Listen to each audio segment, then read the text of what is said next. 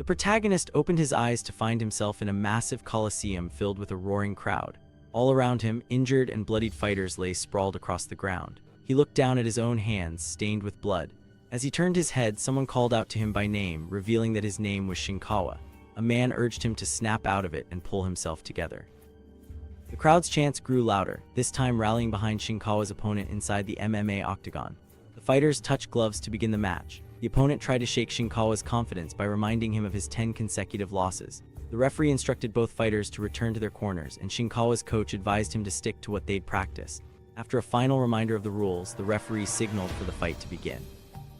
The opponent advanced toward Shinkawa, who remained completely still. The opponent hesitated, puzzled by Shinkawa's lack of movement, and began to feel a twinge of guilt. At that moment, Shinkawa's surroundings began to shift in his mind, transforming the arena into a grand coliseum.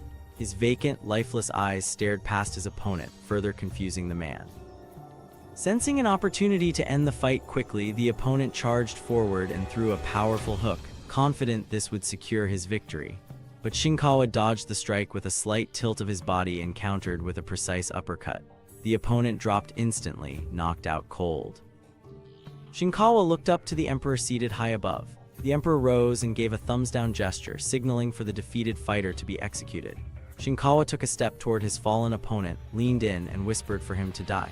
He then began to savagely beat the unconscious man, shouting the word "die" repeatedly as the ancient Greek crowd cheered him on. The referee rushed in to intervene, but Shinkawa shoved him aside and continued the assault. His coach leapt into the ring and managed to restrain him, pulling him away from the battered opponent, whose face was now bruised and swollen beyond recognition. Watching the chaotic scene unfold, the president of the Fantastic Fighting Championship, FFC, remarked that things had just become far more interesting. Commentators quickly criticized Shinkawa for attacking a defenseless opponent who had already been knocked out. Unbothered, the FFC president smirked as he observed the aftermath. He noted that despite the knockout and subsequent disqualification, Shinkawa appeared completely indifferent. He expressed a desire to meet Shinkawa in person. The man beside him asked if the president saw something promising in the fighter. The president explained that Shinkawa's opponent was incredibly strong and had never been knocked out before, even by a counter. Yet somehow, despite having poor punching form, Shinkawa had dodged every attack with precision. When asked whether an amateur could achieve such a feat, the president replied that it was rare to see someone in the lightweight division display that kind of raw power. He added that it would be fascinating to unleash a wild beast like Shinkawa in the ring, a true villain consumed by battle, someone no one could ever hope to tame. In the dressing room, Shinkawa's coach scolded him for his actions during the fight. He reminded Shinkawa that he wasn't just facing disqualification, he might be kicked out of the entire organization. The coach asked if something had happened in Shinkawa's life. Shinkawa apologized, and the coach, easing up slightly, acknowledged his dedication. Despite 10 straight losses and countless injuries, Shinkawa had shown up at the gym every single day, but a week before the fight, he had suddenly vanished. The coach asked what had happened during that missing week. Shinkawa recalled vivid memories, visions of ancient Colosseum battles where warriors tore each other apart. As the memories consumed him, sweat began to pour down his face. The coach noticed his growing anxiety and the tremble in his hands. Kneeling beside him, he examined Shinkawa more closely. His face had turned pale, his pupils were blown wide, and his body shook violently. Acting quickly, the coach took a cup from the ice bucket and held it to Shinkawa's mouth, trying to regulate his breathing and calm the panic. Just then, the door opened. The coach turned to see the president of the FFC entering. They greeted one another, and the coach immediately began apologizing, assuring the president they intended to apologize to the opponent right away. The president waved off the apology, stating that such matters should be settled between fighters. However, he made it clear that the incident couldn't simply be overlooked. This was a martial arts organization, not a volunteer charity, and allowing a fighter who couldn't control his emotions posed too great a risk. Despite the criticism, the president admitted that the match itself had been incredibly impressive. Because of that, he was willing to offer them a chance. In 1 week, FFC 7 was set to take place. One of the underdog fighters had suddenly backed out, possibly due to nerves, and the president was looking for a replacement. He asked if Shinkawa would step into the ring. The coach immediately realized what that meant. If the other fighter backed out, the opponent must be incredibly strong. The president then revealed the name. Ojiteze, known as the lightweight prince, ranked third in the FFC's lightweight division. The coach was stunned. Not only was Taizai a top-tier fighter, but Shinkawa was a welterweight. Dropping enough weight in just 1 week would be nearly impossible. Still, the president presented them with 2 options: refuse and all future contracts with the FFC would be off the table, or accept, and if Shinkawa put up a good fight, he would be guaranteed a professional debut. The president then turned to Shinkawa. Before the coach could negotiate on his behalf, Shinkawa agreed without hesitation. Both the coach and the president were surprised by his decisiveness. Shinkawa reaffirmed his choice once more. The coach warned him that what he did today had taken real guts, and the president told him this was his moment, his chance to make it count. Thanking them for their time, the president reminded them that the match was in 1 week. As the door closed, the coach turned to Shinkawa, explaining that he would need to drop 10 kilograms in just 7 days. By then, he'd be little more than a walking corpse. The coach cautioned him that while this might seem like an exciting opportunity, the truth was that the organization was simply using him to keep the match from falling apart. The odds of winning were practically non-existent. He asked if Shinkawa still planned to go through with it. Shinkawa answered without hesitation, yes, he would do it. The coach saw the determination in his eyes and noticed something else. His hands had stopped shaking. Reluctantly, the coach agreed but made Shinkawa promise one thing: if anything like today ever happened again, he would be banned from the gym for life. He reminded him of the values they upheld at the gym. They were a team brought together to fight, but what happened in the ring today wasn't a fight, it was a street brawl. Shinkawa had ignored the rules, disrespected the match, the referee, and his opponent. There hadn't been a shred of respect in his actions. Shinkawa promised it wouldn't happen again. The coach smiled, asked how he was feeling, and suggested they go apologize to the other team. Finally, he congratulated Shinkawa on his first knockout. Meanwhile, somewhere else, a phone rang. The name flashing on the screen was the FFC president. A man answered, informing the president that Taizai was a bit tied up at the moment. Taizai, hearing this, asked who was on the line. When told it was the chairman and about the upcoming match, he slammed his drink down violently, startling the girl beside him. With a glare, he angrily demanded to know who his challenger was this time. A formidable army amassed near an ancient medieval castle. Through the visor of a helmet, the protagonist watched as the enemy charged. Steeling himself, he prepared for battle and rushed forward, only to suddenly jolt awake. In the present, Shinkawa sat in a medical room as a doctor asked if he was feeling all right. Regaining his composure, he resumed the conversation. The doctor reviewed his symptoms, confirming they were recurring hallucinations that began after a specific dream. Shinkawa agreed. He prescribed anxiolytics and sleeping pills, cautioning that while the medication could be habit-forming, it wasn't addictive. If one pill wasn't effective, an extra dose could be taken. She advised that the medication could be consumed on an empty stomach, but warned never to mix it with alcohol. Handing him a 1-week supply, she instructed him to return after finishing the course. Shinkawa headed to the front desk for his prescription, silently hoping it was all just a dream. At the very least, he felt relieved that no one was treating him like a lunatic. From her office, the doctor observed him and began recording notes. According to the file, Shinkawa was a 20-year-old amateur mixed martial arts fighter. He claimed to experience out-of-body episodes during sleep, vividly reliving 5 years as a slave forced to fight in ancient Greece. The dreams were so intense that he could no longer distinguish reality from illusion. Symptoms of insomnia and panic attacks had emerged, prompting the prescription of sleeping pills and anti-anxiety medication. He had also reported frequent déjà vu and intense flashbacks of ancient battles, which had begun to interfere with his daily life. Shinkawa stared at his reflection in the mirror. Every time those memories resurfaced, he reacted violently to even minor stimuli, overwhelmed by uncontrollable rage. Hyperarousal symptoms were becoming more evident. Removing his shirt, he revealed fresh bruises across his torso. The doctor, analyzing the accumulated evidence, concluded that Shinkawa was exhibiting classic symptoms of post-traumatic stress disorder, PTSD.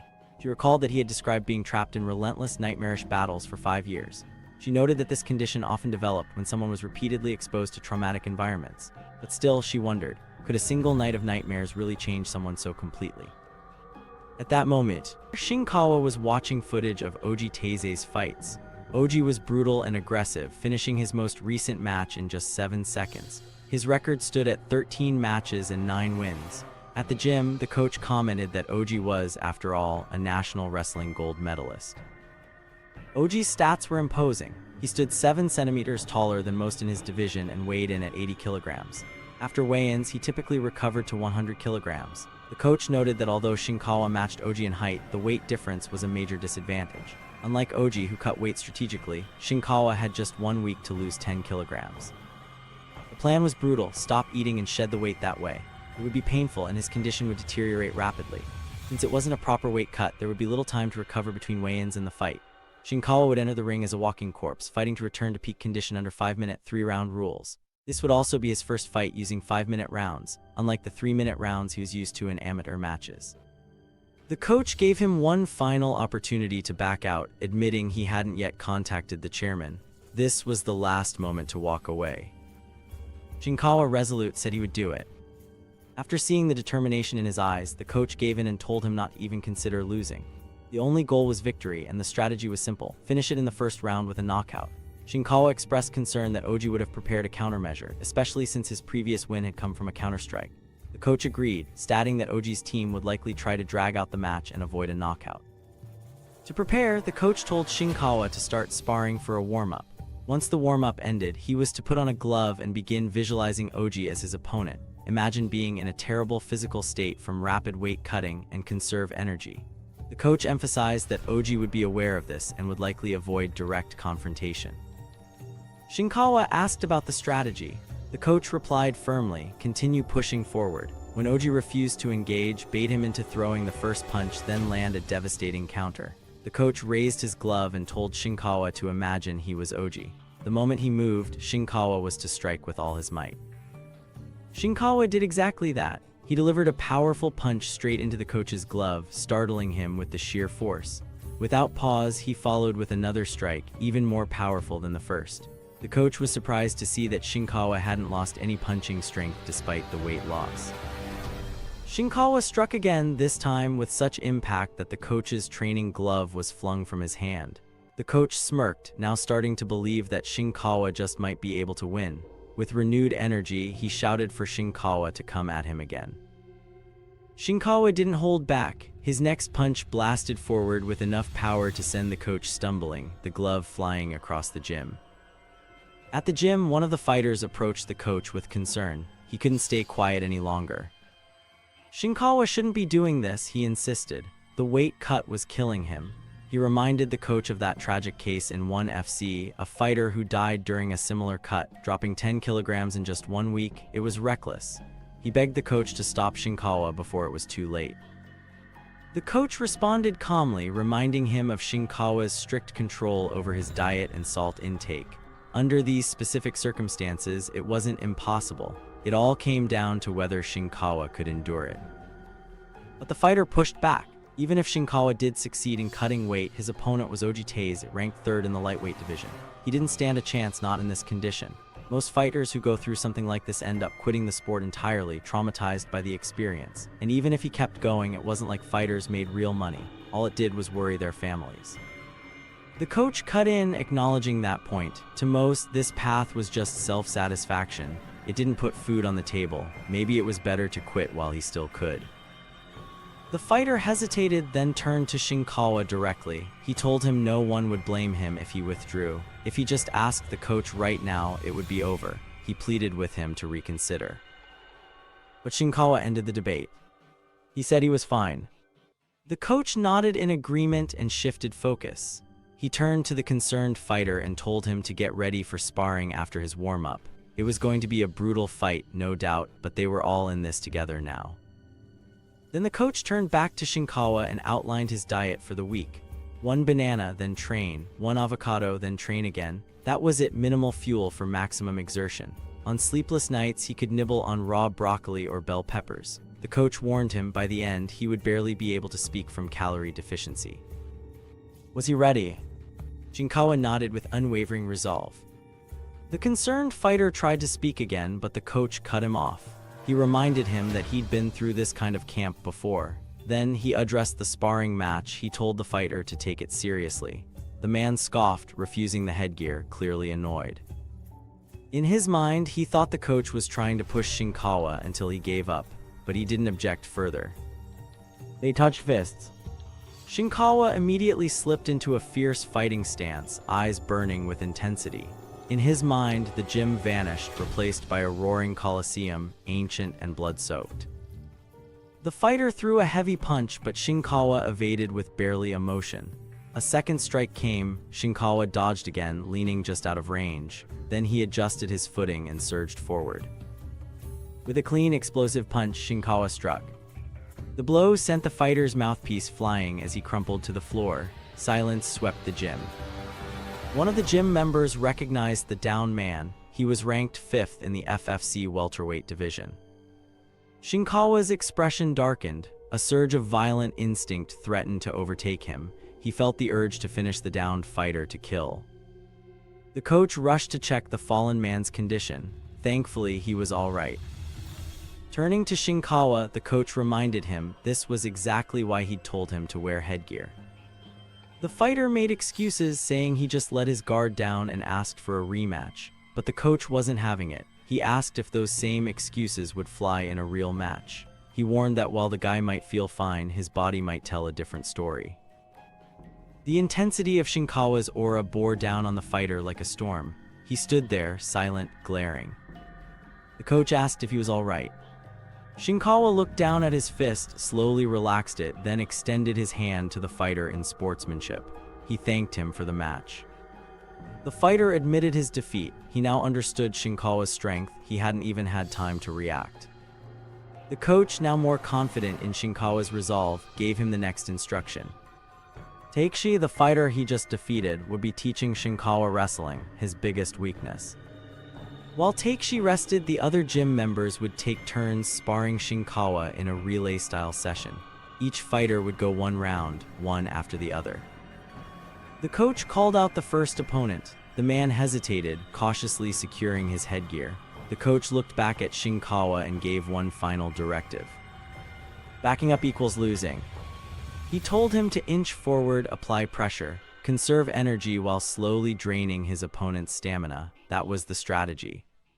Later that night, in a cozy restaurant, waiters bustled between tables, serving plates of sizzling food. Customers chatted and laughed as they enjoyed their meals. Suddenly, a figure dashed past the window, a hooded person wearing all black. One of the girls seated by the glass caught a glimpse of the runner. She murmured under her breath, barely audible, "It is that person." Back in the gym, Shinkawa was deep in sparring, his eyes locked onto his opponent with unwavering focus. Around him, the atmosphere buzzed with intensity. Two fighters, Takeshi and another gym member, were off to the side, caught in a heated argument. Though their voices were hushed, their frustration was clear.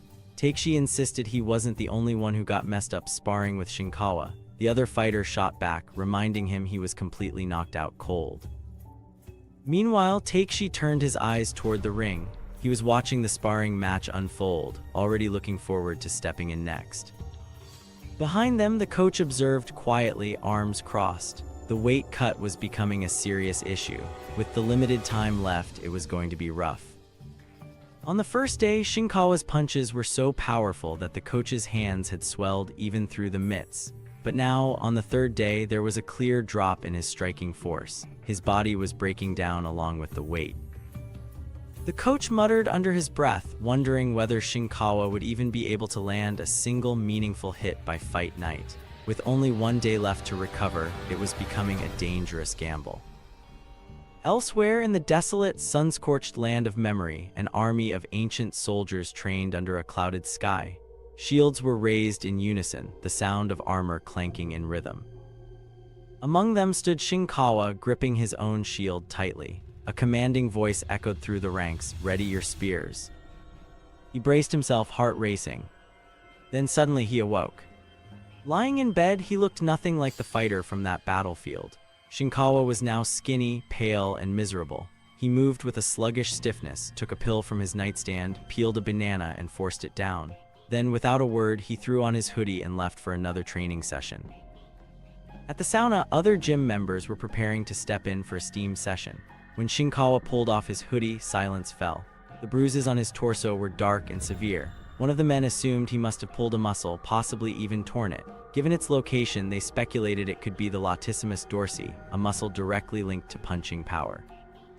Shinkawa stepped onto the scale. The digital numbers blinked: 75 kilograms.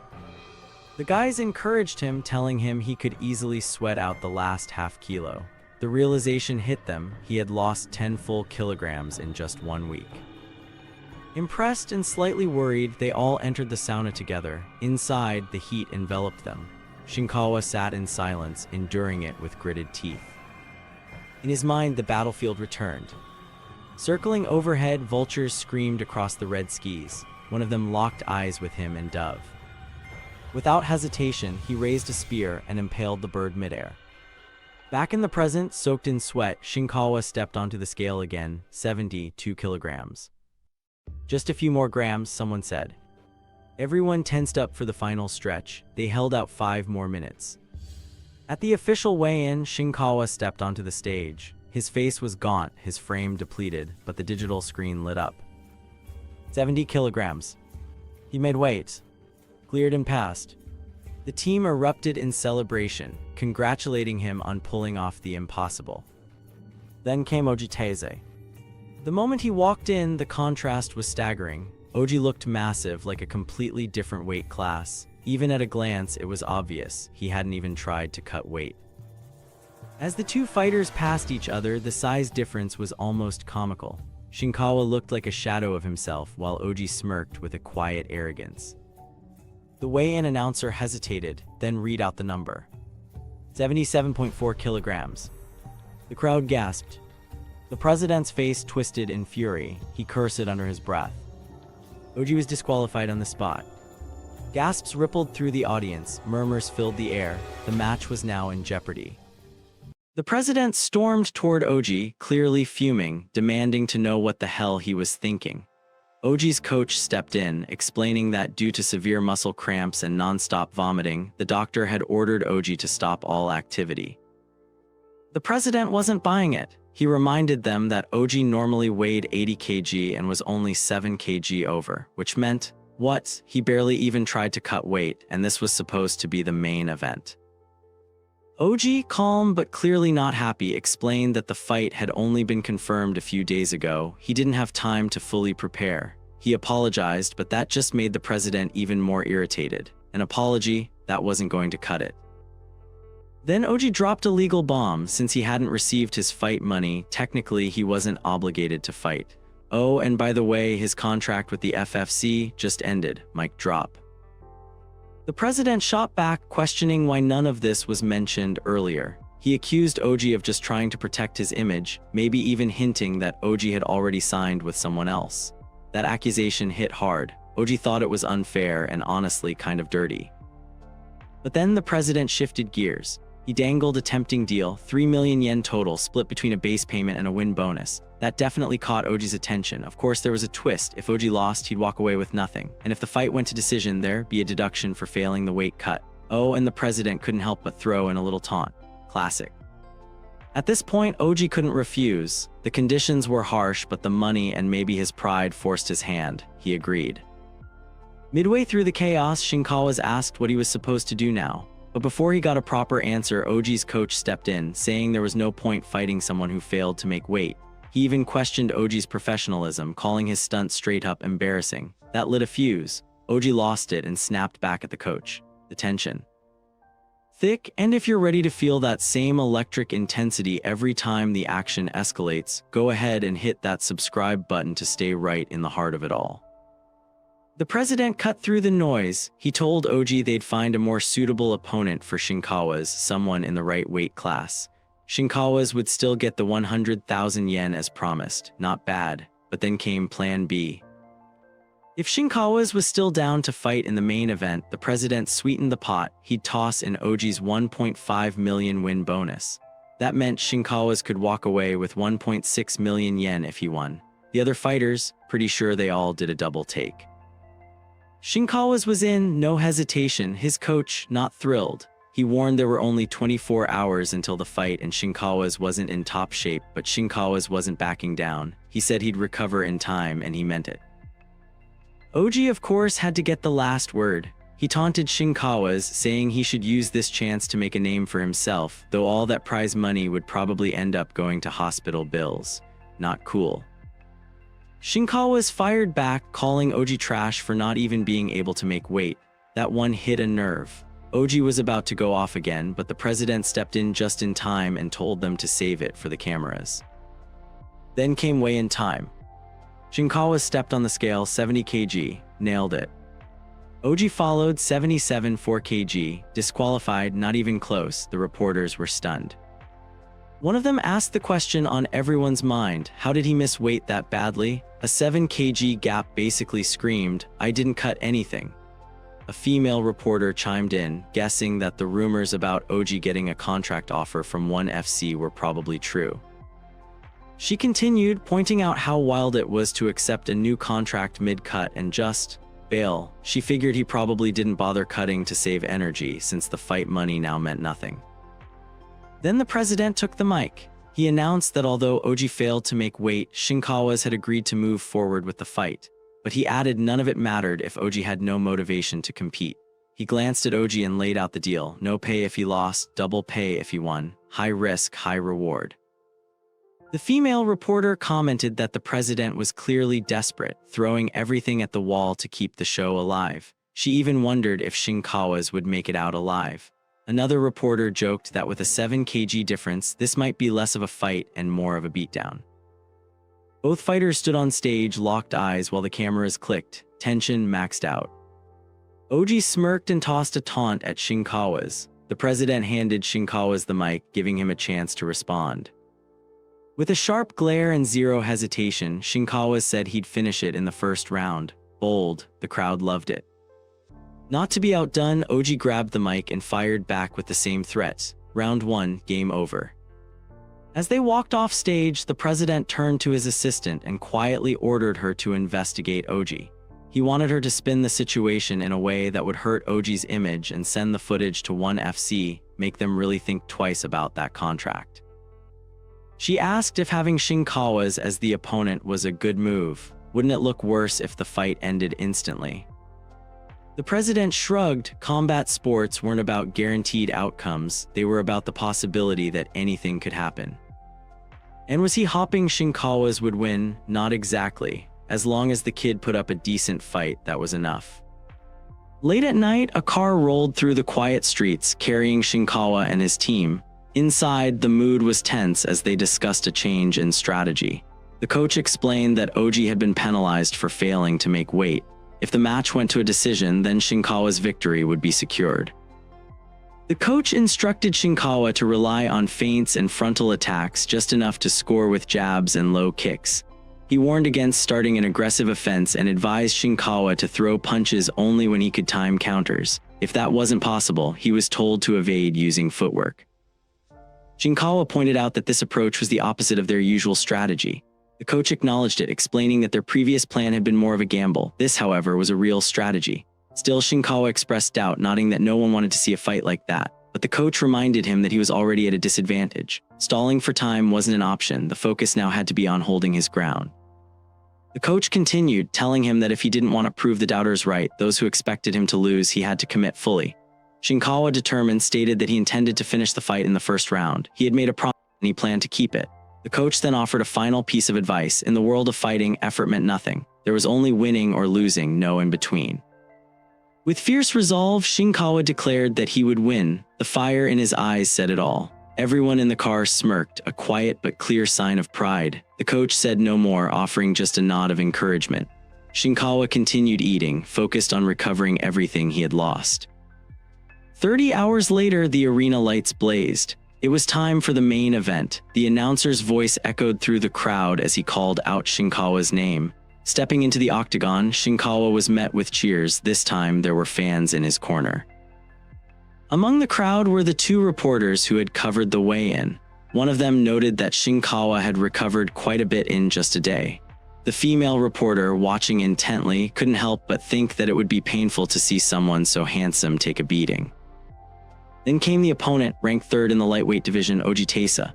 The crowd erupted as Oji entered the arena, hand raised high. His pride annoyed the organization's president, who sat nearby. A woman next to the president took a video, possibly to send to ONE FC. Oji entered the octagon, striking a pose for the crowd before turning to taunt Shinkawa, suggesting he'd be eating hospital food by the end of the night.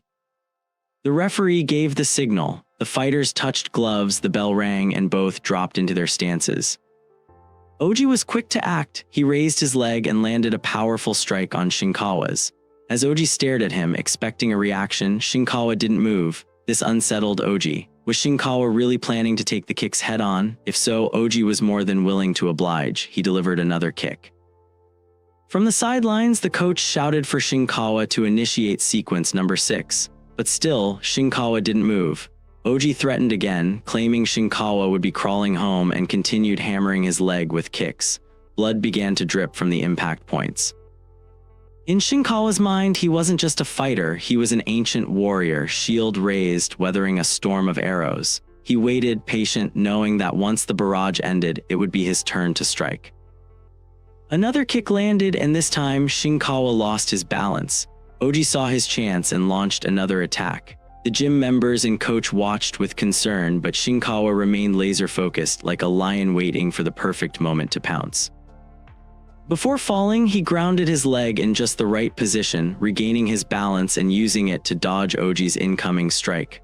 Oji attacked again, but Shinkawa slipped past it once more. Then came the counter. Shinkawa planted his leg firmly and threw a powerful punch straight into Oji's face. The crowd froze, even the reporters were stunned, but Oji hadn't gone down yet, he was still conscious. In desperation, Oji threw another punch. Shinkawa ducked, dodged, and wound up his final strike. With every ounce of energy he had left, he launched a crushing uppercut straight to Oji's chin. Oji's body went limp as he collapsed into Shinkawa. To seal the victory, Shinkawa landed one last uppercut, ensuring the job was finished. The president, the reporters, and everyone else watching stood in silence, their faces frozen in disbelief. The referee stepped in and stopped the match. Outside the octagon, the crowd was left dumbfounded. Shinkawa had just defeated the third-ranked fighter Oji.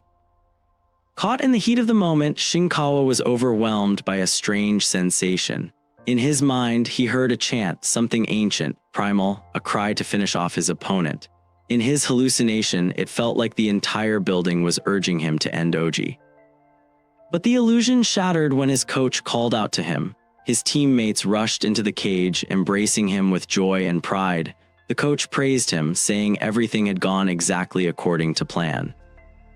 As Shinkawa glanced at the audience, he noticed how frozen everyone appeared. No one had expected this outcome. The match result had stunned them into silence.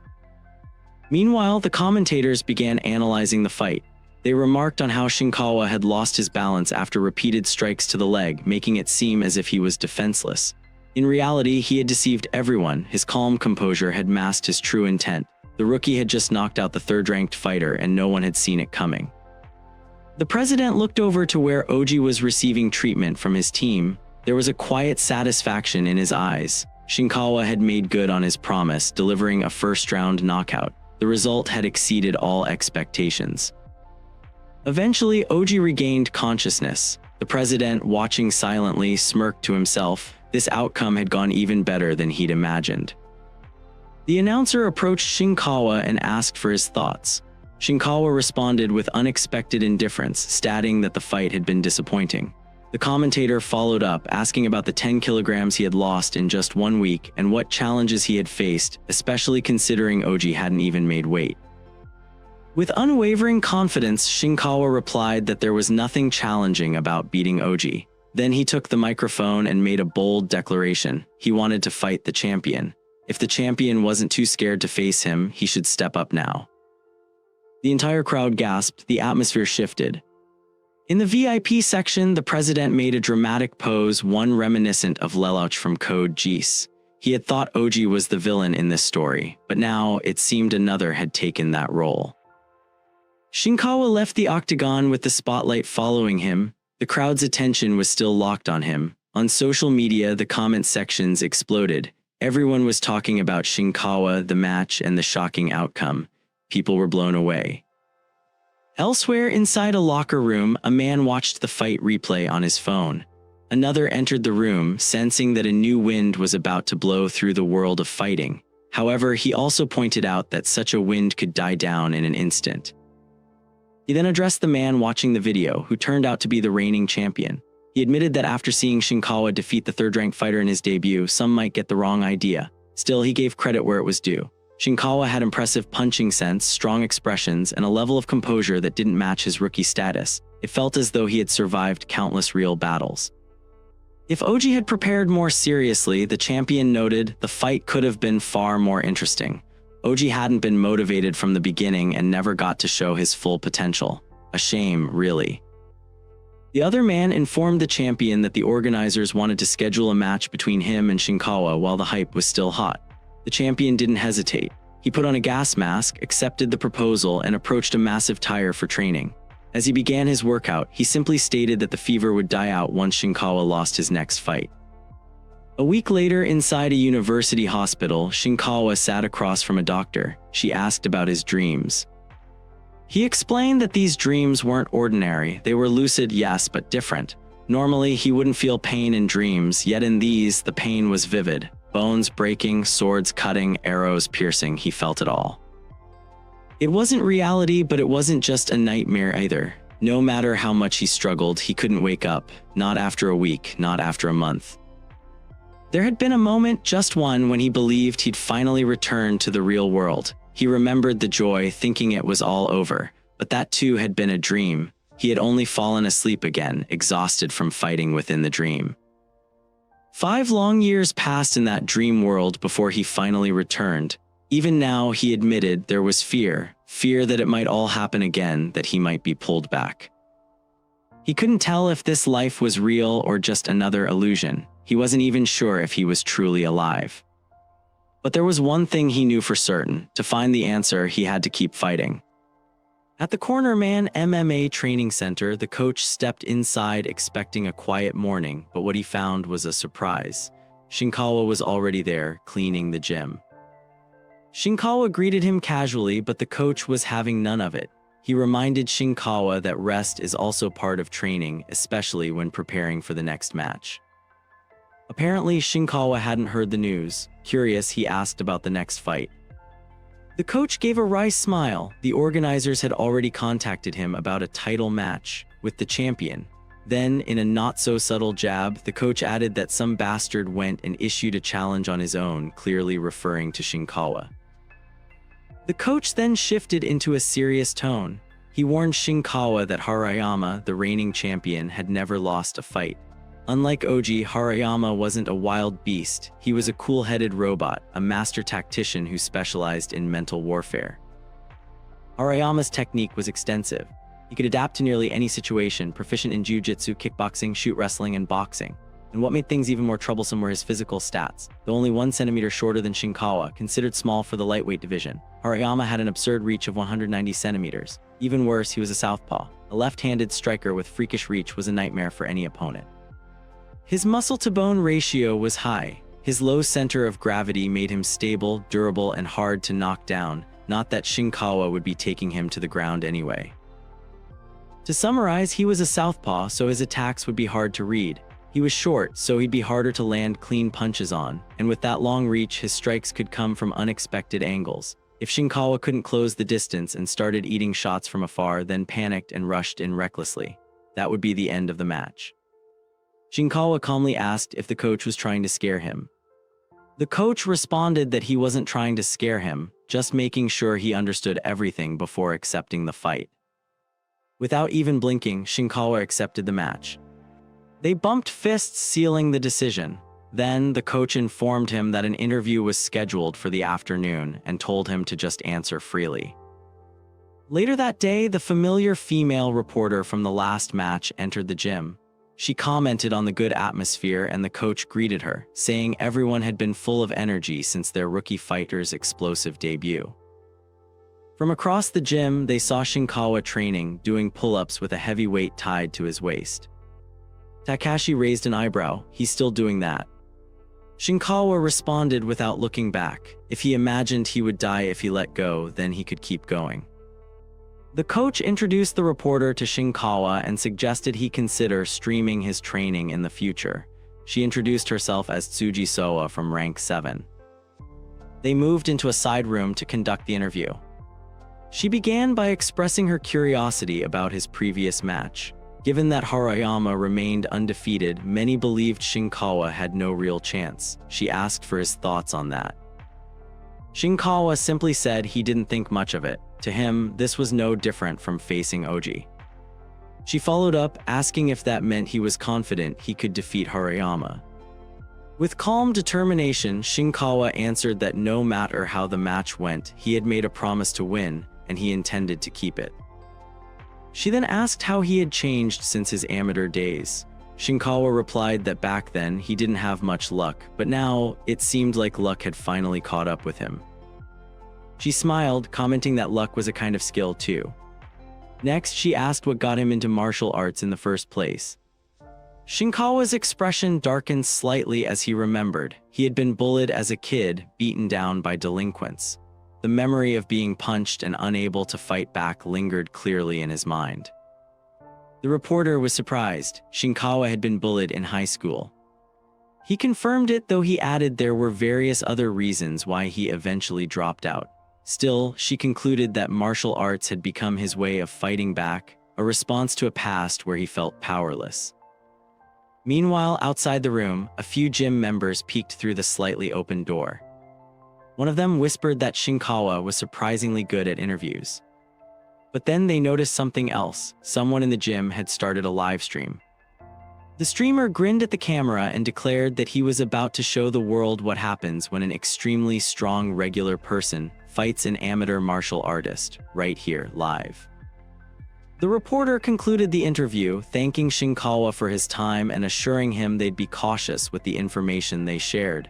She then asked if they could capture some footage of him training. Shinkawa gave a brief nod, granting permission. Takashi entered the room shortly after. He asked if Shinkawa remembered a guy named Okitsuyoshi from high school. Without waiting for a response, he answered his own question, mentioning that he would allow the man to observe for now since Shinkawa was being interviewed. He added that the guy seemed to be a YouTuber, but had no manners whatsoever. Takashi questioned whether the man was really Shinkawa's friend, then commented that the guy hadn't even known Kento had gone pro. Shinkawa clarified that Oki wasn't a friend, just a former classmate. Meanwhile, the reporter instructed the cameraman to keep recording. As Shinkawa and Takashi observed the YouTuber from across the room, Takashi offered to create an excuse and send him away. Shinkawa declined, saying he would handle it personally. Takashi reminded him that this was a critical time, but Shinkawa reassured him that everything was fine.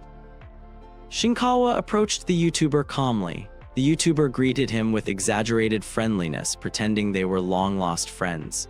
He remarked that he'd heard Shinkawa had been training and claimed he had found the gym through some amateur friends. Shinkawa asked directly what he was there for. The YouTuber smiled, still putting on a show for his stream, and said he was just visiting an old friend. He explained that his viewers were curious to see what would happen if an extremely tough civilian fought a former wimp-turned-amateur fighter. Shinkawa, unfazed, told him to ask one of his amateur friends instead. The YouTuber dismissed the idea, stating that his friend had always been strong and that a fight between the two wouldn't make for good content. Shinkawa, he said, was perfect for this kind of video. The YouTuber then pleaded for the match, revealing that he had already hinted to his audience about Shinkawa. He asked once more, framing it as a favor between friends. Shinkawa, his expression unchanging, responded coldly. What he remembered from back then wasn't friendship, only being used as a punching bag. The YouTuber laughed awkwardly, brushing it off as youthful aggression. He insisted they were just hot-blooded kids and suggested they settle it with a serious sparring match to make up like real men. Shinkawa replied that professional fighters weren't supposed to spar seriously with civilians. The YouTuber mocked him in return, pointing out that an amateur with a 10-fight losing streak had no right to call himself a pro. Smirking, he added that if Shinkawa was embarrassed, he'd blur his face in the footage. Shinkawa calmly told him there was already a scheduled 3-round sparring match coming up. He advised the YouTuber to stretch for 20 minutes and wait. The YouTuber grinned, seemingly pleased. He told his viewers to stay tuned, promising them a live stream where a civilian would completely destroy an amateur fighter. Everyone in the gym heard the comment. Annoyance rippled through the room. The YouTuber set up his camera, pretending to stretch while deliberately angling it to capture Shinkawa's sparring match in the background. Elsewhere, Shinkawa stood beside his coach. The coach mentioned that he had heard everything from Takashi and warned that the situation wasn't ideal. Harayama, the reigning champion, was likely watching and analyzing every bit of footage available. Still, the coach saw an opportunity. If they played it right, they could use this moment to make the champion lower his guard. The coach instructed Shinkawa to stick to his usual striking flow. When Takashi attempted a takedown, he was to defend and then loosen up, give the champion something to overanalyze. Both Shinkawa and Takashi changed into their training gear. As the cameras rolled, the two fighters touched gloves and began their sparring match. Shinkawa struck first, delivering a swift kick that Takashi blocked just in time. The force was intense, enough to draw a reaction from the YouTuber, who watched wide-eyed from across the room. Takashi fired back with a straight punch aimed at Shinkawa's face. Shinkawa blocked it cleanly with his gloves, then countered with a sharp jab of his own. Takashi leaned back and avoided the hit with precision. Shinkawa moved forward again, launching another attack. Takashi remained composed, dodging the incoming strike. He retaliated quickly, but Shinkawa blocked once more with tight defense. Both fighters threw punches at the same time. Shinkawa's fist connected with Takashi's jaw, while Takashi's punch sailed past its mark. As Takashi staggered slightly to regain balance, Shinkawa seized the moment. With perfect timing, he stepped in and unleashed a brutal uppercut that landed squarely on Takashi's chin. The YouTuber's jaw dropped, his livestream chat exploded. It was at this moment that he knew. He fucked up. If you don't want to be caught slipping like that clueless streamer, hit subscribe and ring that bell, join the squad and stay in the loop. Shinkawa and Takashi clashed with relentless intensity, fists flying in a blur of motion. Each blow echoed through the gym as the two fighters exchanged strikes without pause, their bodies moving like machines trained for war. Meanwhile, the comment section online erupted with chatter about Shinkawa. Viewers were in awe of how he had taken down the third-ranked lightweight in just 27 seconds. Some recounted how he boldly declared war on the reigning champion, while others joked about how the YouTuber was about to get destroyed. Watching the sparring match unfold, the YouTuber finally grasped the reality of Shinkawa's strength. It was far beyond what he had anticipated. Around him, the gym members murmured about Shinkawa's potential, speculating that he might be the one to take the belt soon. Hearing this, the YouTuber quickly made an excuse, claiming the camera had suddenly stopped working and the battery was almost dead. As he tried to sneak out of the situation, a reporter approached and asked him why Shinkawa had said the two were not friends, just former classmates. Before he could respond, Shinkawa appeared right in front of him and asked if he was ready. The YouTuber immediately tried to backpedal, insisting there had been a misunderstanding and suggesting they just forget the whole thing. Shinkawa simply asked whether he didn't want to spar anymore. Then, letting out a sigh, Shinkawa told him to leave if he wasn't going to follow through. As the YouTuber began packing up his camera, clearly trying to exit, Takashi stepped in and grabbed him, questioning whether he really planned to leave without even apologizing. The YouTuber, visibly shaken, muttered that it was none of Takashi's business. Shinkawa intervened again, telling the others to let him go. He remarked that an apology wouldn't rewind time anyway. However, another member of Shinkawa's team cut in, pointing out that the YouTuber had barged in and caused a scene. He should at least try to make amends. Soon, more gym members surrounded him, their presence pressuring him to act. Cornered and humiliated, the YouTuber finally bowed his head and apologized to Shinkawa. The comment section, always unforgiving, exploded once again. Users mocked the moment, joking that this was the biggest boomerang effect they'd ever seen, while others compared it to an anger management session. But as he bowed, the YouTuber's expression shifted. Beneath the act of submission, a sinister glint appeared in his eyes, an ominous hint that he had something else in mind. The scene shifted to a quiet office tucked away inside a university hospital. Shinkawa sat across from a doctor, the atmosphere calm, but weighed down by something unspoken. She studied him for a moment, her expression a careful mix of curiosity and concern. Then, gently, she asked how he had felt when the YouTuber bowed and apologized. He told her as much. The apology hadn't meant anything, not really. That single act of remorse couldn't erase the past. It couldn't undo the damage. In that silence, he found himself walking through the doors of a martial arts gym. Not because he was chasing a dream, but because there was nowhere else to go. He needed to feel something, anything, that would remind him he was still alive. The doctor listened, saying nothing at first. When she finally spoke, her voice was soft but steady. She said that in life, pain was unavoidable. Everyone gets hurt. It's part of living, part of growing. Some wounds are visible, others are buried deeper. But the ones that don't heal, the ones that linger far longer than they should, those become something else entirely, a deeper wound, a wound of the heart. That's what trauma is. She offered a quiet suggestion, one way to begin healing. It involved recognizing the present self, realizing that who he is now is not the same person he was back then. Growth doesn't erase the past, but it changes who carries it.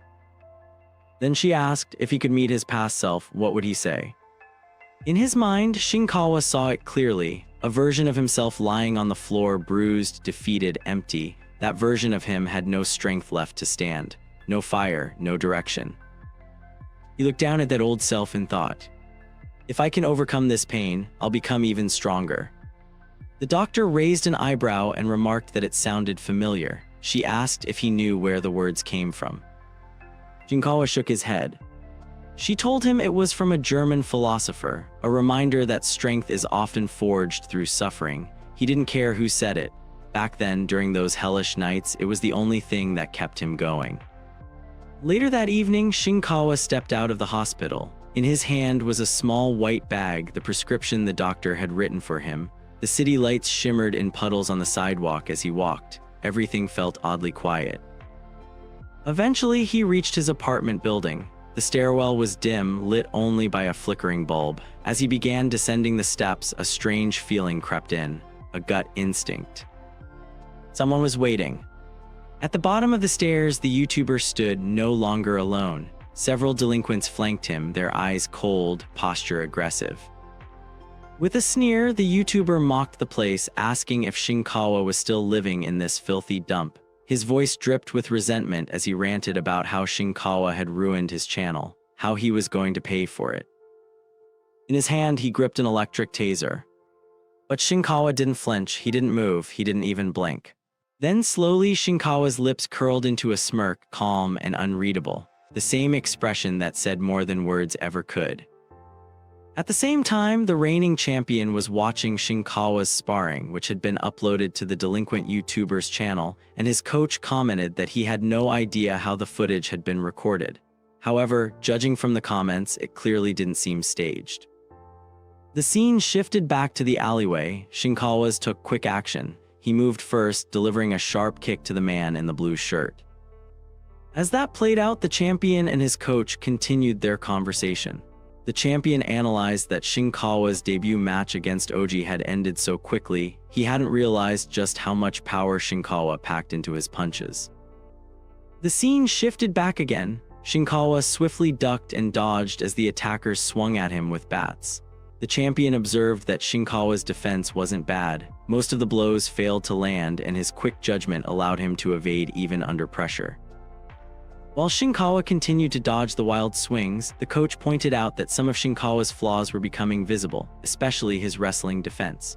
Right then, one of the delinquents charged at Shinkawa, aiming for a takedown by grabbing his legs, but Shinkawa stepped forward and drove his knee into the man's face, delivering a devastating counterattack. The champion remarked that Shinkawa's distance control was a bit off, except when it came to punches. The coach added that it was no surprise Shinkawa had taken so many leg kicks in his earlier alleyway fight against Oji. Now only the YouTuber remained standing. All the other delinquents were lying on the ground after being beaten down by Shinkawa. Shinkawa's told the YouTuber that he hadn't grown at all. In a panic, the YouTuber pulled out a knife. Shinkawa grabbed his hand and stepped in close. A scream echoed through the alleyway. Back in the gym, the coach asked the champion what he planned to do next. The champion replied that as long as he was cautious of Shinkawa's punches, the match should be simple. The coach warned that Shinkawa would likely sharpen his wrestling and sprawl defense as well. But the champion, full of confidence, claimed that no matter how much Shinkawa trained, it wouldn't be enough to stop his tackles. He doubted Shinkawa would even be able to react. Still, the coach advised him not to get overconfident. He reminded the champion that they couldn't afford to make mistakes, especially if they wanted to reach the UFC. The champion agreed. He acknowledged that he would soon turn 37 and only had 3 years left in the sport. After that, he planned to retire. He also had to consider his family. Mika had told him she didn't want to see her father getting hit in the ring. He had promised his wife that if he lost even once, he would walk away from fighting. Looking at a family photo, he admitted he had started this journey for them in the first place. The weight he carried was different from that of a young punk like Shinkawa. That was exactly why he couldn't afford to lose. The scene transitioned back to Shinkawa. He stood in silence, staring at his bloodied hand. After a moment of reflection, he began washing it clean. Time passed. The day of the fight arrived. Both fighters stood face to face. The champion held his MMA belt, raising it to taunt Shinkawa. He told him outright that the belt wasn't his to take and he should give up. During a press event, the announcer turned to Shinkawa. With the fight just a day away, he asked how Shinkawa felt about receiving an offer from the undefeated champion Harayama, who held a perfect record of 9 wins in 9 fights. Without any visible emotion, Shinkawa simply stated that he wanted to get in the ring as soon as possible. The announcer noted that in his last match, Shinkawa had made good on his promise of a first-round knockout. He asked what kind of fight fans could expect this time. Shinkawa, now filled with determination, declared that he would put his life on the line to win. The announcer then turned to the champion and asked for his thoughts on Shinkawa's bold statement. The champion expressed doubt, questioning whether someone so young truly understood what it meant to risk everything in the ring. He said he intended to teach Shinkawa the true meaning of life and death. When asked whether he too was staking his life in this fight, the champion answered that there had never been a match where he hadn't put everything on the line. As always, he would fight and win for his family. Turning to Shinkawa, the champion added that the higher his expectations, the greater the disappointment would be when he failed. But even if he lost, he hoped the young fighter wouldn't let it break him. After all, he still had his whole life ahead of him. Shinkawa unexpectedly remembered the champion on television, noticed how much the man genuinely cared about his daughter. It struck him, was the champion truly putting his life on the line for his family? The champion, meanwhile, was confused. Why was Shinkawa provoking him with irrelevant comments? But Shinkawa pressed on, saying that he understood the meaning behind it all. The two fighters locked eyes, their gazes intense and unwavering. Neither gave an inch as they faced off, eventually taking their fighting stances. The scene shifted to an office where a lady reporter was typing. Her article previewed the upcoming FFC Lightweight Championship. A rising star who shot up the rankings on debut would face the undefeated champion with a 9-win, 0-loss record. Never in MMA history had an amateur with 11 straight losses become champion after just 2 pro fights. If Shinkawa won, he'd also become the youngest champion in FFC history. The scene changed once more. Shinkawa walked into the arena, accompanied by his coach. The story was far from over. Would Shinkawa be able to deliver another overwhelming performance like last time? The coach offered Shinkawa one final piece of advice before the match began. He told him to take control of the fight's rhythm, to stay calm, and to trust the strategy they had meticulously prepared. With that, Shinkawa stepped into the octagon, his expression focused and his body tense with anticipation. As he turned, his eyes caught sight of the FFC president seated near the cage. This time, the crowd was larger, louder, and more animated than ever before. Their voices rose together, chanting the name of the undefeated champion Harayama. Inside the cage, Harayama stood composed and motionless, his calm presence sharply contrasting the frenzy of the audience. He looked every bit the reigning champion, relaxed, unreadable, and dangerous. Just outside the octagon, the president's assistant noticed a sharp-eyed man observing the match with careful attention. She leaned toward the president and quietly informed him that the man was from the UFC. The president responded, explaining that he had been sent by John Shalby himself to witness Harayama's performance firsthand. The assistant, intrigued, remarked on Harayama's unbeaten record. She assumed he had the potential to compete abroad and wondered why the UFC hadn't shown interest earlier. The president explained that dominance alone didn't tell the full story. In fighting, it mattered not just how a fighter won, but how they handled defeat. Even the UFC couldn't yet judge whether Harayama was the kind of fighter who would collapse after a single loss, or one who would grit his teeth, rise, and claw his way back. That uncertainty was what held them back. Back inside the cage, both fighters stood still as a cameraman slowly circled them, capturing every 10th second. The referee held the championship belt high in the air, a silent declaration of what was at stake. The audience held its breath. Positioned between the fighters, the referee glanced at each of them and confirmed their readiness. With a swift hand signal, the match officially began. Without hesitation, Harayama exploded forward like a predator closing in on its prey. To Shinkawa, the motion felt less like a charge and more like a wild beast breaking loose. Harayama's punch, extended with his long reach, came fast. Shinkawa raised his arm to block and instantly recognized a problem. Harayama's reach was immense, almost unnatural. It felt like facing a spearman while holding only a sword. In his mind, he visualized it clearly, Harayama wielding a spear with ease while he clutched a short blade. Shinkawa retaliated quickly, aiming a counterpunch, but Harayama intercepted it midair with a clean hook. The timing was perfect.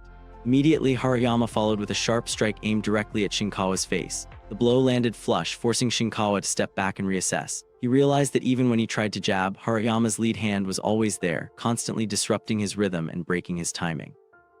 Tried again, jabbing toward his opponent, but Harayama used his palm to push and redirect the punch. Each of Shinkawa's attempts met the same fate. Whenever he launched an attack, a swift counterattack came flying back. Frustration built as his punches were blocked or slipped, and his defense was constantly tested. Then came a sudden kick, unexpected and forceful. It slipped through his guard and landed against his ribs, the impact jarring. Shinkawa gritted his teeth and felt the pain surge through his side. From outside the cage, the coach called out, urging him to maintain his rhythm, to endure the pain, and to resist the urge to flinch. Shinkawa nodded slightly, regaining his focus. The president, still watching with a keen eye, made a quiet observation in his mind. A southpaw with a long reach posed a unique challenge for someone like Shinkawa, who relied heavily on clean punches and fast counters. The assistant asked why such an advantage existed, why being left-handed made such a difference. The president clarified that most fighters were orthodox, meaning they fought with their right hand forward. As a result, they rarely faced southpaws, but southpaw fighters, by contrast, had to face orthodox opponents regularly. This constant exposure gave them a subtle yet powerful edge in timing, distance, and angles. The fight continued with Harayama firmly in control. Another strike caught Shinkawa in the face. The sting brought with it a memory, one of countless dreamlike battles he had fought within his mind. In those dreams, there were no weight classes. He had faced warriors of all shapes and sizes, but not once had he ever fought a left-handed opponent. The realization hit with a quiet weight. This was unfamiliar territory. Harayama pressed the attack, delivering a relentless stream of strikes that kept Shinkawa on the defensive. In the midst of it, Shinkawa's thoughts turned again, this time to the ancient phalanx formation. In that tactic, soldiers would line up with shields on their left arms and spears in their right hands, forming an impenetrable wall. The left hand was essential. Every soldier needed to follow that design. Left-handed warriors had no place in that order. He connected the thought to the present moment. This truly was his first encounter with a southpaw. The difference was undeniable. Outside the cage, both the president and the UFC observer continued to study the match carefully. Harayama, still composed, began to taunt Shinkawa. He questioned the confidence in Shinkawa's fists, mocked his ambition for the championship belt, and declared that he didn't have what it took. Then, with brutal intent, Harayama charged again, launching another powerful punch. This time, Shinkawa leaned to the right and narrowly avoided the blow. As Harayama's punch passed by, Shinkawa mimicked his opponent's earlier movements with precision. Using his left hand, he threw a punch, one that mirrored Harayama's technique exactly. In that moment, the crowd gasped. It was not just a punch, it was a statement. Shinkawa had seen the shape of his opponent's style, and he had begun to adapt. Harayama flinched in pain, his face contorting from the unexpected strike. His head jerked slightly to the side, clearly stunned by Shinkawa's sudden switch in stance. The sharp southpaw punch had landed cleanly.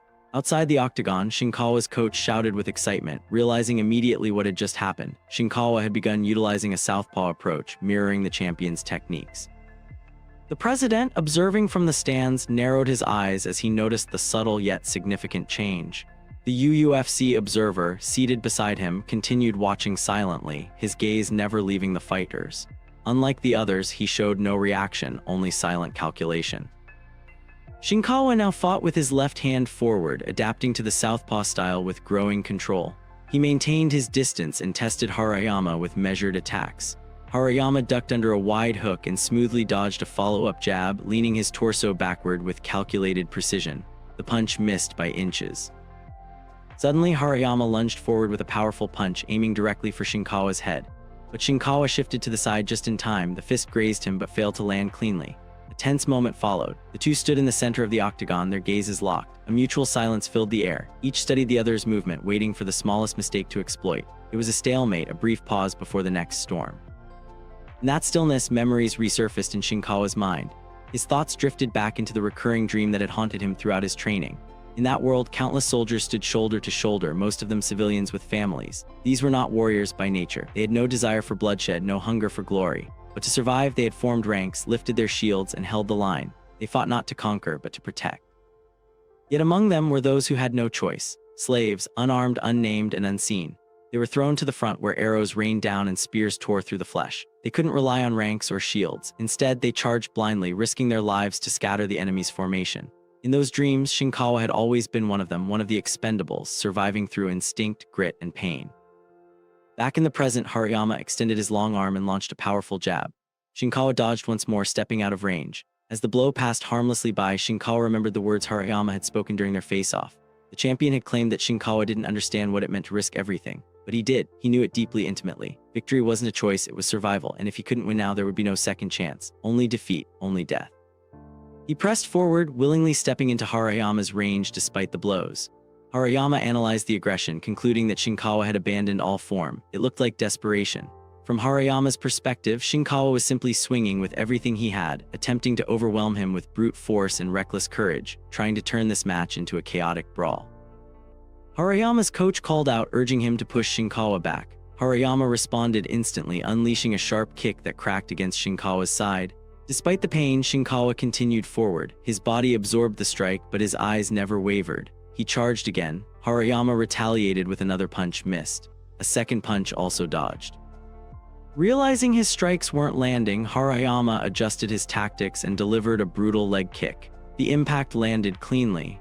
Pain surged through Shinkawa's leg, his balance faltered slightly and a grimace crossed his face. The audience could see it, Shinkawa was hurting. Seizing the opportunity, Harayama lowered his level and drove forward with a takedown attempt.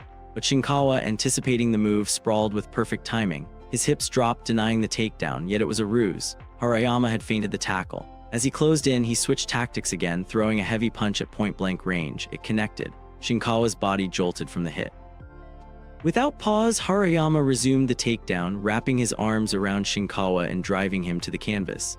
Now Harayama was on top, pressing Shinkawa against the mat. From the outside, his coach yelled for a counter. Shinkawa responded, using his hips to shift, attempting to throw Harayama off. Harayama tightened his position and unleashed a flurry of punches. He was trying to end the match. Strike after strike rained down as he capitalized on his dominant position. Shinkawa's body took the punishment, but his mind remained focused. Harayama lifted his arm for a final, decisive blow, but before it could land, Shinkawa acted. With one foot braced against the cage, he pushed with all his strength, twisting his body in a fluid motion. Harayama was thrown off, flipped over by the sudden reversal. The crowd gasped. Even the president and UFC observer leaned forward, surprised by the maneuver. Shinkawa didn't hesitate. He quickly latched onto Harayama's arm and secured an arm lock. The hold was tight. Harayama's face tensed as the pain registered. He tried to twist free, but the position was solid. Shinkawa had control now. As Shinkawa applied pressure to the lock, something deeper stirred within him. His vision blurred once again. In his mind, he stood not in a modern cage, but within the walls of an ancient coliseum. The crowds were no longer chanting his name, they screamed for blood. They demanded a kill. His opponent lay beneath him, and his own hands gripped the imaginary neck of a fallen warrior. In that moment, his kindling urge surged. He could feel it, the beast inside him, whispering for him to finish it. He imagined himself twisting Harayama's neck, ending it right there in front of the roaring crowd. In reality, both the referee and Shinkawa's coach were shouting at him to stop. Their voices pierced through the noise of the crowd, but Shinkawa didn't register them, not right away. His mind was still lost in the echoing arena of his imagination, locked in a trance born from instinct and adrenaline. What finally pulled him back was a different voice, soft, yet cutting through the chaos like a blade. It was Harayama's wife, calling out from the stands, her voice filled with fear and concern. At once, Shinkawa's eyes widened. Awareness returned to him. He snapped out of the violent haze and released the armbar without hesitation. He sprang backward, landing on his feet in a stance that looked almost like Spider-Man crouched on a rooftop. The referee rushed to Harayama's side, quickly checking the condition of the former champion. Medical staff moved in, but Harayama raised a hand, signaling he was fine if shaken. Shinkawa stood still, watching in silence, his chest rising and falling with heavy breaths as the last traces of fury faded from his eyes. Meanwhile, the president's assistant noticed something odd. The UFC observer had already left his seat and was heading toward the exit. With curiosity piqued, she quickly followed, trying to catch up. Inside the octagon, Shinkawa's teammates flooded in, cheering and congratulating him with wide grins and pounding fists. It was a celebration raw, chaotic, and earned. One of them jokingly remarked how they'd only drilled grappling defense and taught him a single offensive technique. And yet somehow Shinkawa had pulled off a reverse armbar, using the cage in a way that shocked even the coaching staff. The comment came with laughter and awe. Did Ronda Rousey possess him or something? Rousey, the first female UFC champion, had famously finished 9 of her 13 fights using an armbar. Now, Shinkawa had pulled off a similar feat, his first ever offensive grappling move, executed in the heat of the moment under unimaginable pressure. The coach, still catching his breath, shook his head and muttered that Shinkawa had become a monster inside the ring. Shinkawa stood nearby, letting the words sink in. For a moment his mind drifted back to the dream, the battlefield, the helpless soldiers, the endless fight. Kill or be killed. That's what it had always been. That was the truth behind his strength. Across from them, Harayama slowly rose to his feet, sore but composed. He approached Shinkawa and nodded respectfully. He hadn't expected the rookie to refine his grappling so well, but he acknowledged the outcome. He called him champion, and it wasn't sarcasm, it was sincere. The commentary team continued their broadcast, their voices excited as they analyzed the fight. They announced that Harayama, the undefeated lightweight champion, had passed on the belt. A new king had risen.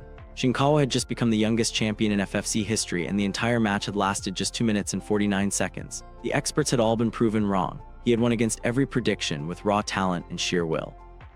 One of the commentators mentioned that there had been an offer from the UFC for Harayama. This was supposed to be the proving ground, but instead of showing his dominance, the champion had fallen to a rookie. The tides had turned. Backstage, the assistant returned to the president and shared what she had overheard. The UFC observer was already on the phone with John Shalby, their number 2 executive. She couldn't hear the full conversation, but she was certain they were talking about Shinkawa. The president clenched his jaw. In his mind, the pieces were falling into place. Shalby was after Shinkawa now. His grip tightened, and with a scowl he muttered that he absolutely wouldn't let him go. Shinkawa is mine, he thought bitterly.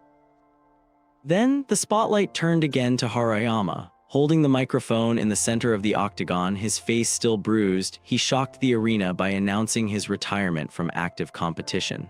The crowd gasped. The president's face twisted in disbelief and frustration. But Harayama remained calm. He admitted his disappointment, but acknowledged that Shinkawa had won fair and square. There was no shame in this loss. He explained that he didn't have much time left to grow as a fighter, and this was a clear sign that the new generation had arrived. Looking toward his wife in the crowd, he said the decision was for his family. He handed the microphone back, bowed his head slightly, and walked away, graceful in defeat.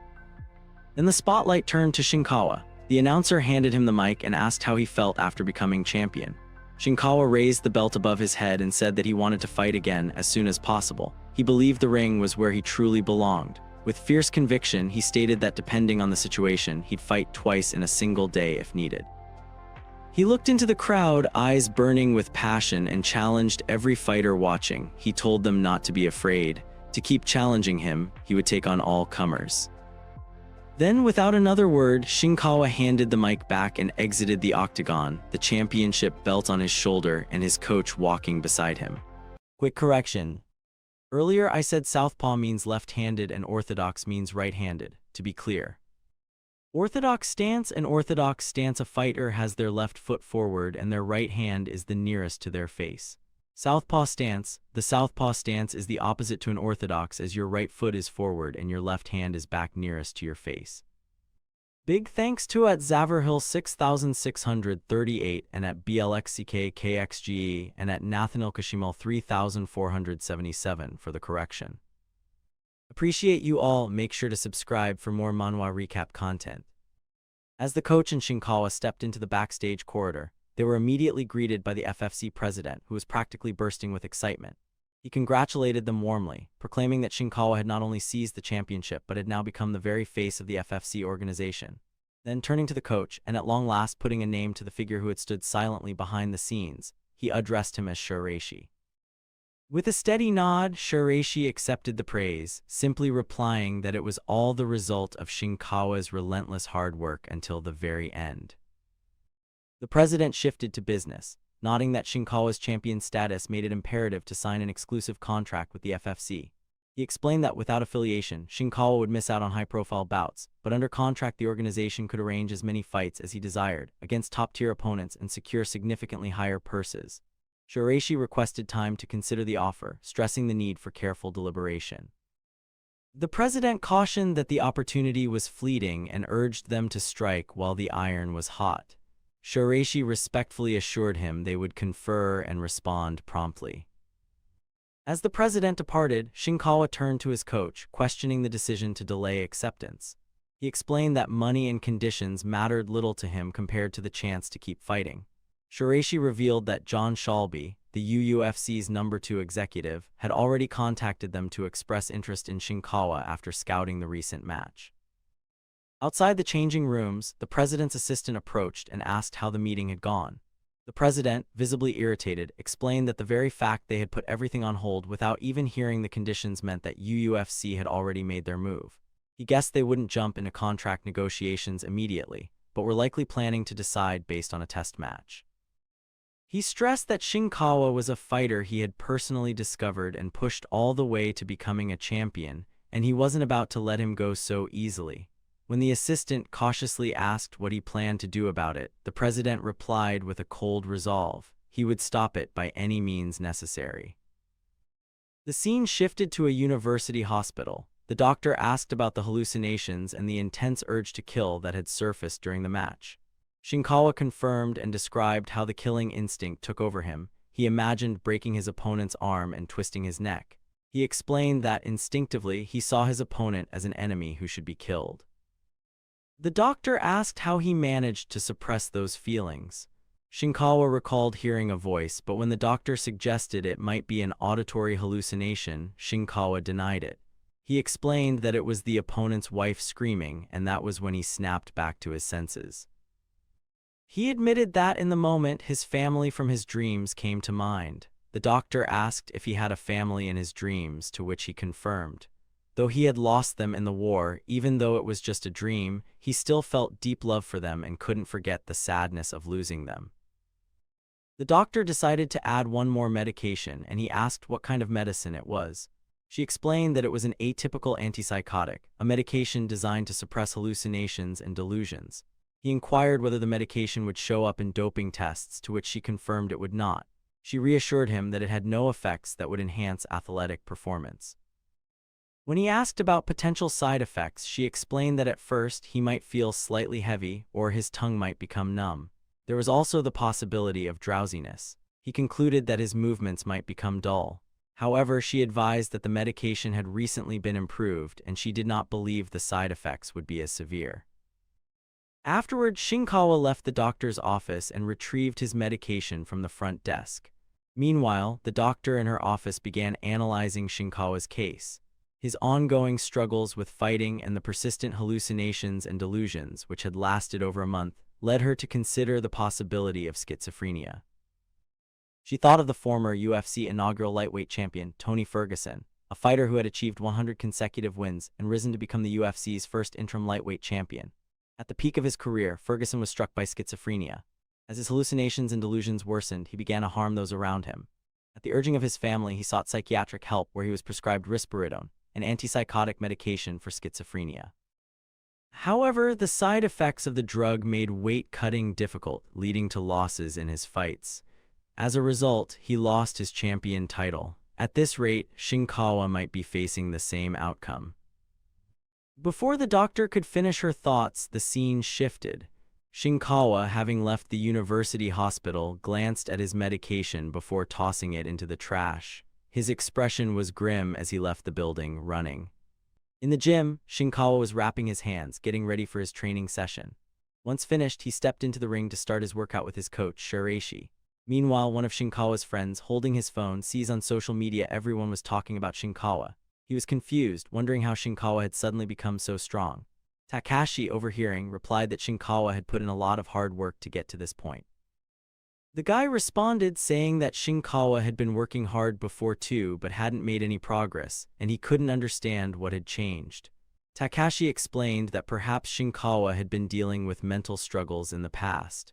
The guy then commented that Shinkawa now appeared almost emotionless. The training session between Shinkawa and his coach continued.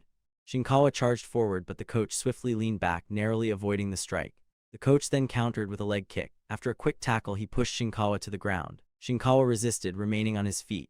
In response, Shinkawa swept the coach's leg, tripping him and making him fall. The coach reacted quickly, locking Shinkawa in an arm lock. Unable to bear the pain, Shinkawa tapped out. The guys watching the match praised the coach, saying he was in his prime. The coach then advised Shinkawa, acknowledging his talent but explaining that he needed to learn how to lose a battle in order to win the war. Shinkawa was confused by the advice. One of the guys then gave a phone to the coach. The call was from the president of the FFC. The president expressed concern that he hadn't heard back from the coach and mentioned rumors about a UFC test match. The coach confirmed that a test match was scheduled, but the president warned that such a match didn't guarantee Shinkawa would make it into the UFC. Even if Shinkawa won, the UFC would decide when to call him up. The president also pointed out that Shinkawa's name recognition was still too low, with only 2 fights under his belt. Instead of a test match that wouldn't bring any earnings, the president proposed an alternative, a title match against Big Thunder where Shinkawa would fight as the FFC representative. The coach and Shinkawa exchanged glances, and the coach replied that a match with a well-known organization would certainly generate buzz. If Shinkawa could fight their champion, he would surely be happy to accept. The president said he would contact them once the schedule was set.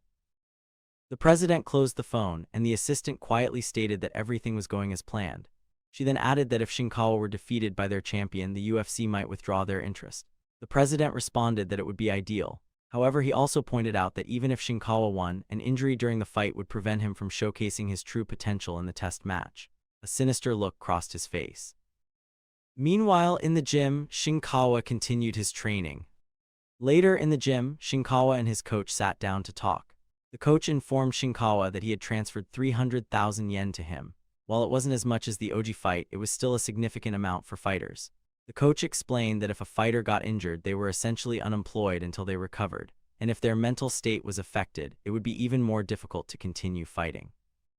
He advised Shinkawa to make money while he could, and suggested that he could even teach private lessons as a part-time job. The coach added that the gym had been flooded with requests from people wanting private lessons from the champion, most of whom probably just wanted him to teach them gently. 2 days later, on the day of the private lesson, a young boy named Jun was waiting in the gym. Shinkawa watched him for a moment before asking one of the members about the kid. The member explained that Jun had been bullied at school and had joined the gym after reading an article. The member confirmed that the kid's name was Jun Iketani. Jun, bowing his head, expressed how glad he was to meet Shinkawa. Shinkawa looked at him with a serious, intimidating expression. Shinkawa bluntly asked Jun if he was being bullied at school. Jun confirmed it with a nod.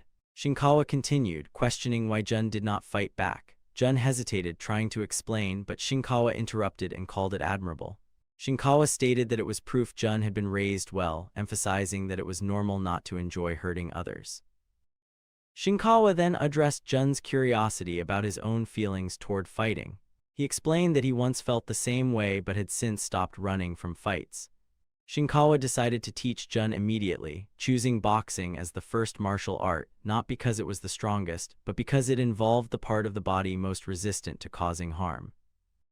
Training began with light jump rope exercises. Shinkawa handed Jun a jump rope and supervised him as he started skipping. Afterwards, Shinkawa taught Jun the basic forms, carefully correcting his posture and movement. Members of the gym observed the session, quietly remarking that Shinkawa, contrary to expectations, demonstrated a natural talent for teaching. Some speculated that Shinkawa saw a reflection of his younger self in Jun. After the session, Jun expressed gratitude, marking the conclusion of his first day. Later, the coach approached Shinkawa and confirmed that Jun was indeed being bullied. Shinkawa stated that was why he had decided to teach him boxing. The coach noted that with 2 to 3 months of consistent training, Jun would be able to defend himself in most situations. Shinkawa suggested that it might happen even sooner, believing Jun showed natural ability. The coach then shifted the conversation to Shinkawa's upcoming match. Scheduled for the 4th of next month, Shinkawa would face Uyu Tenshin, the lightweight champion from another organization. The coach explained that Uyu was regarded as one of the top fighters in the country and would be a formidable opponent, at a level Shinkawa had not yet faced. He warned Shinkawa to be cautious and advised that if he took too much damage, he should consider forfeiting. Despite his reluctance to forfeit, Shinkawa listened as the coach emphasized the importance of preserving himself for the upcoming UFC test match, scheduled just 2 weeks after the Uyu fight. In that match, Shinkawa would face Rose and Conran, an unranked but highly promising fighter from Africa. The coach acknowledged the difficulty of preparing for two fighters with completely different styles in such a short period. Shinkawa responded firmly, stating that he would handle both matches. Both were critical opportunities for his career. The coach mentioned that the president had no intention of losing Shinkawa and had arranged a substantial fight purse to keep him motivated. When Shinkawa asked about the amount, the coach replied that it was 30, a respectable sum for a domestic event match. 30 what exactly? Look guys, I have no idea, he just said 30 and moved on like we were all supposed to understand. Hopefully, we'll find out later. The coach then reminded Shinkawa not to become complacent just because of the money. Time passed and Shinkawa continued Jun's training. Since Jun was left-handed, Shinkawa taught him to use his left hand for attacks, unless he was certain he could finish an opponent. He instructed Jun to always guard his chin and maintain a stable center of gravity. Shinkawa demonstrated steady upper body movement and strategic stepping, explaining that landing 2 or 3 precise hits with proper form would be more effective than seeking a single powerful strike. He emphasized that this was the way to defeat larger and stronger opponents. The coach observed the training sessions quietly, noting the steady progress. The day of departure for the match against Uyu arrived. The coach went to Shinkawa's apartment to pick him up. When the door opened, the coach was shocked by the mess inside and asked if Shinkawa had been robbed or attacked. Shinkawa responded that he was simply not good at cleaning. The coach commented that if Shinkawa had caused the mess himself, they had bigger problems than the match. Shinkawa shrugged off the comment, saying he would clean after returning from the match. As they prepared to leave, the coach stopped and asked again if Shinkawa was truly okay. Shinkawa, with a cold and distant stare, assured him that this situation was nothing new and that he was fine.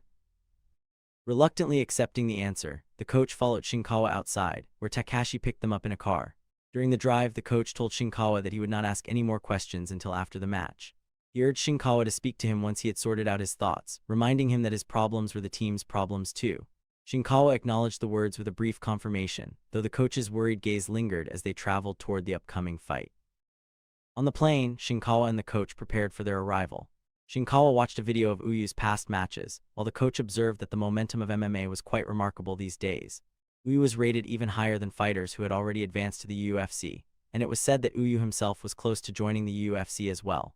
Shinkawa shared his observation that he could not find any particular weaknesses in Uyu's fights. The coach confirmed this analysis. The flight attendant instructed them to turn off their phones and the airplane took off. As the plane ascended, Shinkawa's recurring dream reappeared. In his mind, he sat alone, waiting at the entrance of the Colosseum, immense anxiety oozing out of him. The real cause of his anxiety became clear as the plane climbed higher. Shinkawa was terrified of flying. Shortly after takeoff, he passed out. After some time, Shinkawa regained consciousness. The coach explained that he had fainted as soon as the plane took off, and there was brief concern that they might have had to turn back. The coach had explained about Shinkawa's upcoming match, so the airline staff prepared a business-class seat for him. The coach advised him to visit a hospital once they arrived. Shinkawa theorized that it was just due to his recent weight cut. The coach, skeptical, suggested that Shinkawa might be lying out of fear that he would not be allowed to fight. Shinkawa affirmed that he was feeling good condition-wise. The coach reminded him of their gym's motto. Shinkawa recited it back, "Everyone becomes a corner man for their teammates." The coach confirmed that they were one team and warned him not to forget it. He handed Shinkawa a pair of sunglasses he had brought, instructing him to wear them when they arrived at the lobby. Shinkawa, confused, asked why, but the coach told him to wait and see. At the airport, both Shinkawa and the coach wore their sunglasses. As they exited, they were immediately met with a barrage of camera flashes from reporters, justifying the coach's precaution. Amidst the crowd, they noticed a girl holding a sign for them. The coach approached her, thanked her for coming all the way, and introduced her as the CEO who was providing their accommodation. She had been a big fan of martial arts for a long time and had helped the coach back in the day. The girl welcomed them warmly after their long journey. They boarded a van and drove together. During the ride, she commented that it had been a long time since Shiraishi had been there. Shiraishi confirmed, feeling rather embarrassed, recalling how he had made a fuss after losing to Fixed Decision and vowed never to set foot there again. She reassured him that a fighter's life had its ups and downs and advised Shinkawa to ignore harsh comments as they were all mind games. Shinkawa joined the conversation, stating that he was not someone who worried about such things. Later, they arrived at a building where both Shinkawa and the coach stood by. Shinkawa stepped onto the scale, weighing himself in front of the reporters. They seemed a little too impressed by his muscles, and honestly it was kinda suspicious considering most of them were men. One reporter even blurted out that Shinkawa's muscles were so well defined. "Alright, we get it, buddy, no need to go full fan." Another reporter chimed in, saying his handsome face was almost overshadowed by them. "Really, his face is getting overshadowed. Sure, let's all just focus on his muscles." Totally not weird, all these guys, and that's the takeaway. Yeah, something's definitely off here. Just then Uyu made his entrance, looking like he was about to walk a runway. He shrugged off his robe and stepped onto the scale like it was his personal stage. After both fighters passed the weigh-in without breaking a sweat, Uyu extended a hand for a handshake. Shinkawa, ever the professional, accepted, and they shared a firm handshake. At Big Thunder Arena, some time later, Shinkawa and his coach waited in the gym changing room.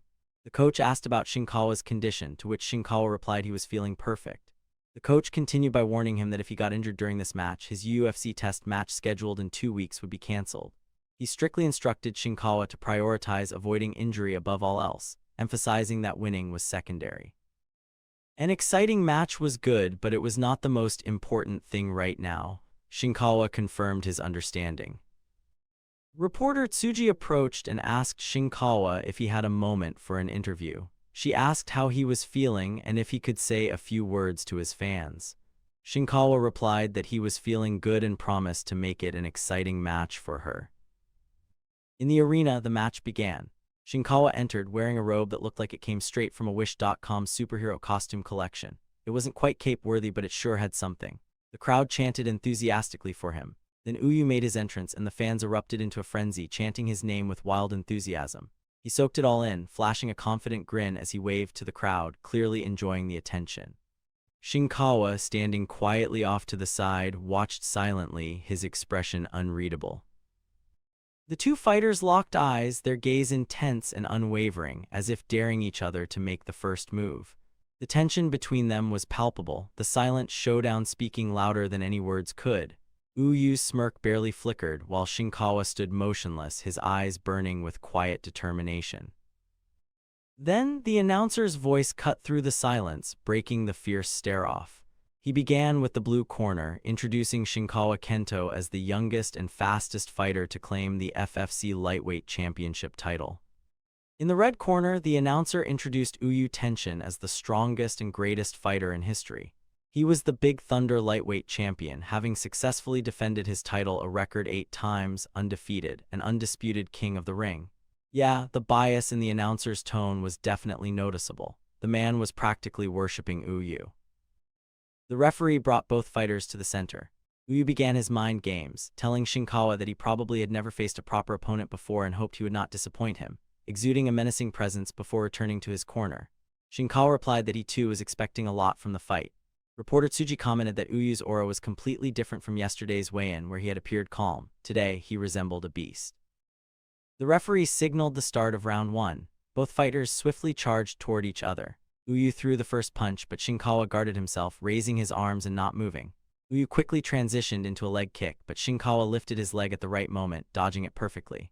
Uyu immediately noticed that Shinkawa was completely different from the match footage he had seen before. Adjusting his tactics, Uyu launched another punch, but Shinkawa slightly shifted and dodged it with ease. Uyu was thrown into confusion upon realizing Shinkawa was fighting from a southpaw stance. Coach Shiraishi noticed that Shinkawa was using switch boxing, alternating between orthodox and southpaw stances during the match. Shiraishi thought that unless Shinkawa had highly practiced switch boxing, doing so would normally be suicide. Shinkawa continued fighting in the southpaw style, dominating Uyu with a relentless barrage of punches. Uyu was getting overwhelmed and cooked under Shinkawa's assault. Finally, Uyu retaliated with a punch, but Shinkawa ducked and dodged it effortlessly.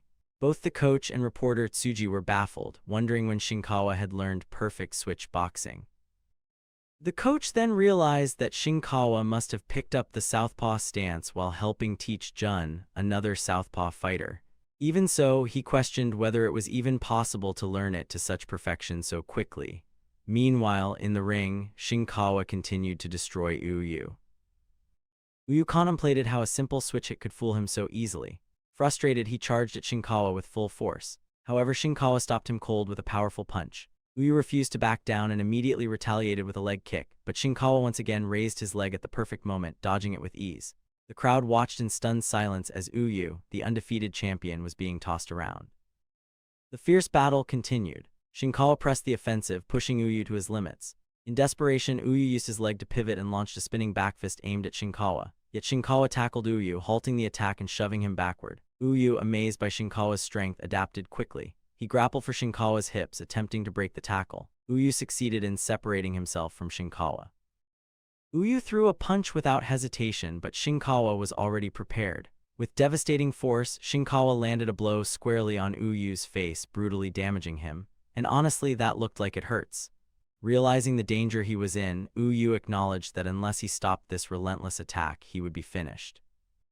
Uyu tried to push Shinkawa away, but Shinkawa relentlessly pressed forward, striking Uyu again with another devastating punch to the face.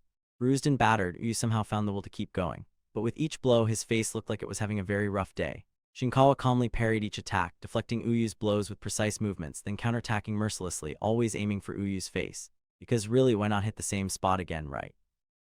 Under Shinkawa's endless pressure, Uyu found himself trapped. Shinkawa's fists never gave him a moment to breathe.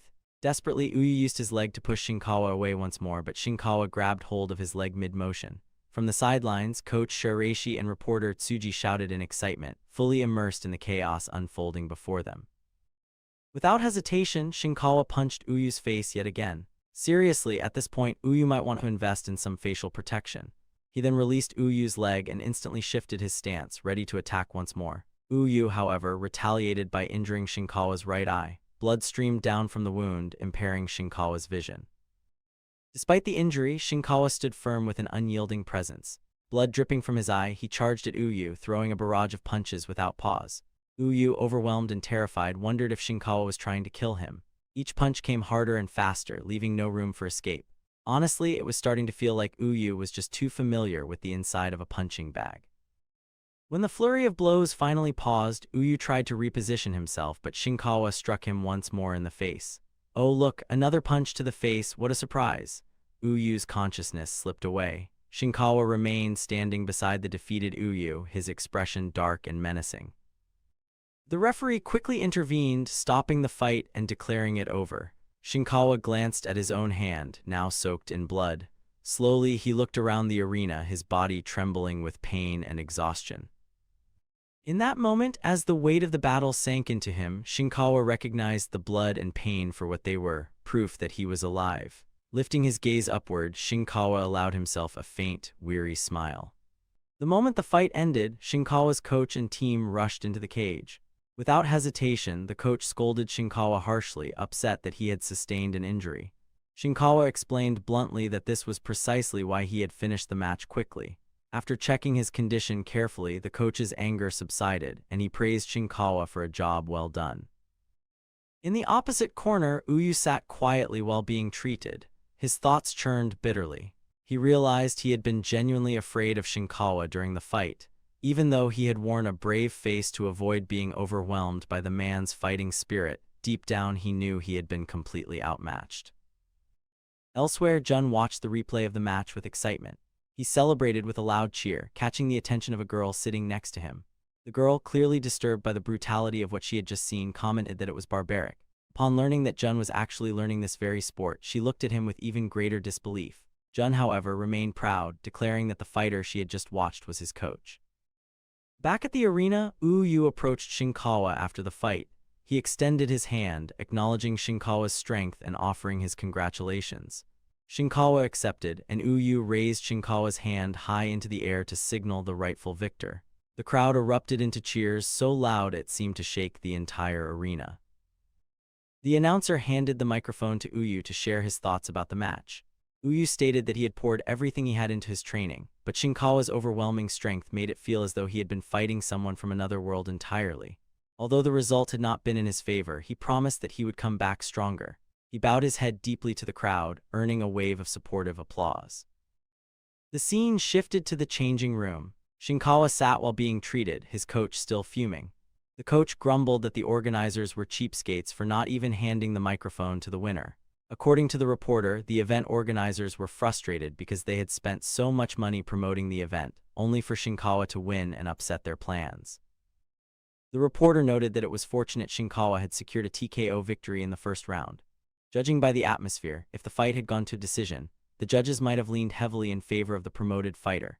She further praised Shinkawa's ability to study his opponent's habits and movements in detail and apply that analysis perfectly during the match. Shinkawa, ever modest, simply commented that he had done what his coach instructed him to do. In the days that followed, the internet exploded with speculation, admiration, and wild theories. Is it true he easily defeated Uyu? When Shinkawa won, it was so thrilling. Was Uyu even that strong to begin with? No way, Uyu is the strongest, Shinkawa's just on another level. MMA fans have been unusually quiet since the match, lol. I think Shinkawa could handle ranked UFC fighters. Even I, with zero knowledge of combat sports, know about Shinkawa now. I became a fan of Shinkawa after this match. His face, body, and fighting style are all perfect. Total dream. Watching Shinkawa reminds me of Shiraishi Kan in his prime. Who would win between prime Shiraishi Kan and current Shinkawa? While the online world buzzed, Shinkawa was already back in the gym, training hard despite his injuries. A short promotional video was being filmed by the reporter, capturing his relentless dedication. His coach, concerned for his recovery, advised him to manage his injuries and take care with his stitches. During training, Uyu arrived at the gym. He greeted Shinkawa and his coach respectfully and presented a replica of the Big Thunder Championship belt as a congratulatory gift to Shinkawa. The coach accepted the belt with appreciation. Uyu then conveyed an invitation from Big Thunder's organization, offering Shinkawa a place among their ranks. The coach, surprised, pointed out that if Shinkawa joined, it would mean Uyu would have to give up his champion title. Uyu, humble despite everything, admitted that although he believed no fighter in Big Thunder currently surpassed his skill, if Shinkawa joined, he would naturally step down. The coach remarked that Big Thunder's organization must be truly ruthless to send such a heavy message through their current champion. He clarified that he had chosen to deliver the message personally. After fighting Shinkawa firsthand, he understood the difference clearly. In his weight class, there were no opponents strong enough for either of them anymore. Uyu confessed that during the match, Shinkawa's punches were so fierce that he felt actual relief when the fight ended. He continued by stating that Mr. Shiraishi, Shinkawa's coach, was a former UFC-ranked fighter. The pride that radiated from Coach Shiraishi after hearing this was impossible to miss. Shinkawa, watching his coach bask in glory, could only feel a sense of bewilderment at seeing him in such a light. Uyu went on to explain that although he could not express it during the match, he held deep respect for Shiraishi. After their fight, Uyu realized the true importance of facing stronger opponents to improve. He lamented that many fighters in Asia stagnated because they stayed in smaller leagues without challenging themselves globally. When Shinkawa asked if that was why he had come in person, Uyu confirmed it. He expressed that he wished to be more than just a champion of an organization. He wanted to become a true champion, aiming for the pinnacle of combat sports in UFC. If Shinkawa joined Big Thunder, they could become rivals and comrades, pushing each other to new heights. Shinkawa responded firmly, stating that he could not stop moving forward. The meaning behind his words was clear. He would not be tied down. Uyu, understanding and respectful, accepted this. At the very least, he insisted Shinkawa accept the gift. They shook hands with a mutual understanding and respect between them, wishing each other success on their respective paths. At that moment, a woman appeared, commenting loudly about how beautiful the scene was. Both fighters turned, their faces marked with the same expression, confusion over who this new, overly familiar stranger could possibly be. The woman approached Shinkawa, commenting that she had come to meet him but was pleasantly surprised to find another guest present. She introduced herself as Tomiko Hojo, a producer for the JBS variety show Go For It Sports Day. As she handed her business card to both Shinkawa and his associate Uyu, she apologized for appearing unannounced, explaining she had been unable to find any contact information. While the two fighters looked at the card, Tsuji introduced herself to the producer, stating she is from rank 7, offering her own card. Tomiko apologized, admitting she had run out of hers. The coach then asked if the show was well known. Uyu confirmed its fame, nodding that it features top athletes from various sports who come to talk and demonstrate their skills. Seizing the moment, Tomiko told Shinkawa they were hoping to feature him, the current hot topic on their show. The coach quickly intervened, stating that Shinkawa's schedule was quite full. Unfazed, Tomiko pressed on, asking when he would be available. Learning he would be in town for another 10 days, she excitedly declared they had a week until filming. She assured them it wasn't a last-minute casting call and clarified the terms. The filming would last 2 hours for an appearance fee of 40,000 yen. Flustered by the offer, the coach turned to Tsuji for advice. "Is 40,000 yen for 2 hours a good deal?" he whispered. She confirmed it was an excellent offer. Tomiko immediately presented them with a contract. As the coach examined the surprisingly detailed document, Uyu noticed a troubling clause. Neither party shall be held legally responsible for any injuries or unforeseen circumstances that may occur during filming. When questioned, Tomiko brushed it off as a mere formality, explaining that network higher-ups were simply overly cautious. The coach insisted he needed to consult with Shinkawa first. As she left the room, Tomiko, looking slightly annoyed, reluctantly agreed, but reminded them to decide by the end of the day, as she would need to offer the spot to someone else. The coach declared that something smelled fishy. "I have to agree, this whole deal feels troublesome, especially that clause. And Tomiko, there's just something about her, she looks slick, almost evil. I don't trust her one bit." The situation reminded Tsuji of the infamous Yukio Hatanaka incident from 3 years prior. She explained how the flyweight champion had appeared on a variety show, only to be forced by the station to spar with an ordinary man 20 kg heavier, resulting in career-threatening injuries. The coach grimly remarked, "The physical injury must have been tough, but the mental damage must have been considerable too." Uyu regretted not pressing Tomiko for more details, but the coach comforted him, saying it was their job to be cautious. He turned to Shinkawa, urging him to focus on training for his next fight and avoid the risk of injury on a TV show. Interrupting his coach mid-sentence, Shinkawa, who had been silently punching a sandbag, announced, "He will do it." He argued that despite his recent fame, only hardcore MMA fans truly knew his name. To reach the next level, he needed more mainstream exposure. The coach was caught off guard by what Shinkawa said, realizing that the UFC valued a fighter's star power, their ability to attract new fans, just as much as their actual fighting skill. He hadn't expected Shinkawa to be thinking that far ahead. Shinkawa continued to unleash a furious combination on the bag. Uyu chimed in, recalling how a foreign champion who beat him was mocked on a variety show and forced to spar under absurd rules. Tsuji added that the contract practically warned of injury. Still, Shinkawa stayed firm, insisting it would be fine. Meanwhile, news headlines buzzed with Shinkawa's recent success. Kento Shinkawa wins decisively against Big Thunder's Tenshin Uo in a away match, and Shinkawa is set to appear on the variety show Go For It, Sports Day.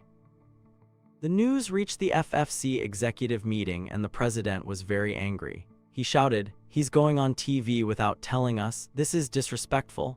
The assistant tried to calm him, saying that the Shinkawa effect had made much more money than expected and the sponsors were very happy. The president remained unappeased. He argued that Shinkawa was not even under their management and warned that the sponsors would scatter like spiderlings as soon as Shinkawa signed with another organization. Then the assistant delivered more bad news. Their rival Big Thunder had also made an offer to Shinkawa. The president grew worried, exclaiming that first the UFC and now Big Thunder were trying to steal Shinkawa. He warned that if they did not act quickly, everything would fall apart.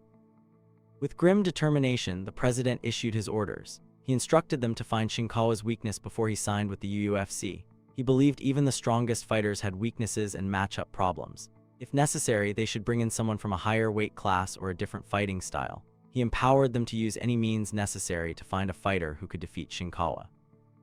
By making the UFC doubt Shinkawa's ability, they could create an opportunity for the FFC to secure the once-in-a-century talent. Clenching his fist, the president commanded that no matter what, Shinkawa must not be allowed to slip away. The scene shifted to the TV studio. Shinkawa sat in the makeup chair preparing for the show. The coach remarked that once Shinkawa was cleaned up, he was quite handsome. Tsuji added that with his looks, Shinkawa could easily be an actor. Tomiko entered with a man and explained the show's format. The MC would lead the conversation and Shinkawa would simply answer questions, possibly with a short demonstration or sparring session. The coach confirmed he had seen past episodes but stressed that Shinkawa had an eye injury and needed to avoid any hits to his face. Tomiko cheerfully agreed, reassuring everyone that they only wanted to introduce the handsome fighter to the world. While they were talking, noticed Tsuji working on her laptop. It had 2 cameras on the back yet too. Most laptops don't even have one back there, but this thing looked more like an iPhone than a laptop. I'm pretty sure she was recording, or maybe the author just has weird ideas about tech. The man with Tomiko said the sparring would be just for fun against a comedian with a good build. The coach reluctantly agreed that it should be fine.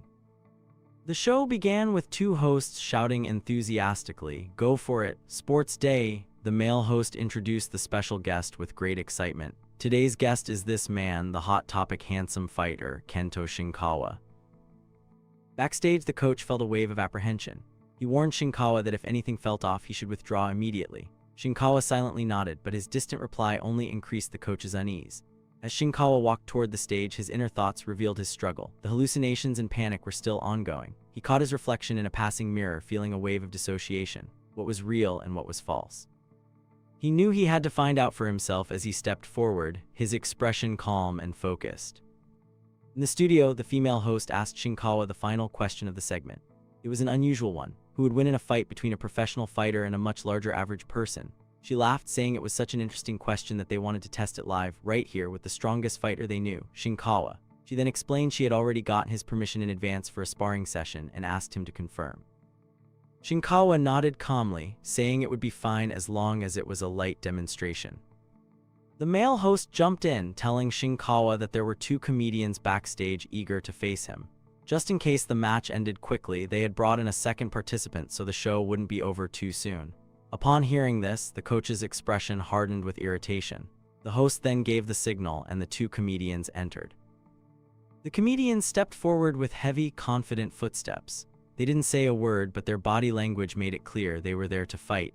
Both were broad-shouldered and tall, towering over Shinkawa. But Shinkawa didn't flinch. Despite the odds, he stood still, calm and steady, ready for whatever came next. The host continued, revealing that the show had prepared boxing ring and the sparring would follow boxing rules. Both the coach and Tsuji looked surprised, but Shinkawa didn't hesitate. He accepted the conditions without question.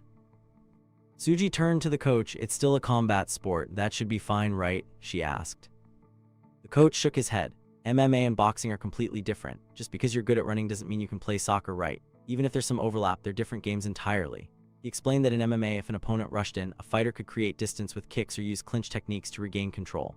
In boxing, however, once distance is closed, options become limited, especially for someone trained in MMA. "It's like having no weapons at all," he said. Tsuji nodded, beginning to understand. She added that even if the comedians were average people, wasn't it dangerous to pit them against a lightweight like Shinkawa? They didn't seem like complete amateurs either. They moved like athletes. Then the coach's eyes narrowed. He noticed the gloves the comedians were wearing, 8-ounce gloves with no headgear. His expression darkened. "Damn it," he muttered. "They set us up." Now, if you're wondering why the coach suddenly looked so tense, let me explain. Those gloves the comedians were wearing, 8 ounces. That might not mean much if you're not into combat sports, but trust me, it's a big deal.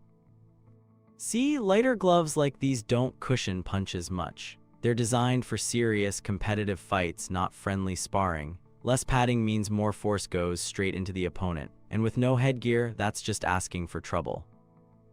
The coach knew exactly what this meant. This wasn't just for laughs anymore. They weren't trying to introduce the handsome MMA fighter to the audience.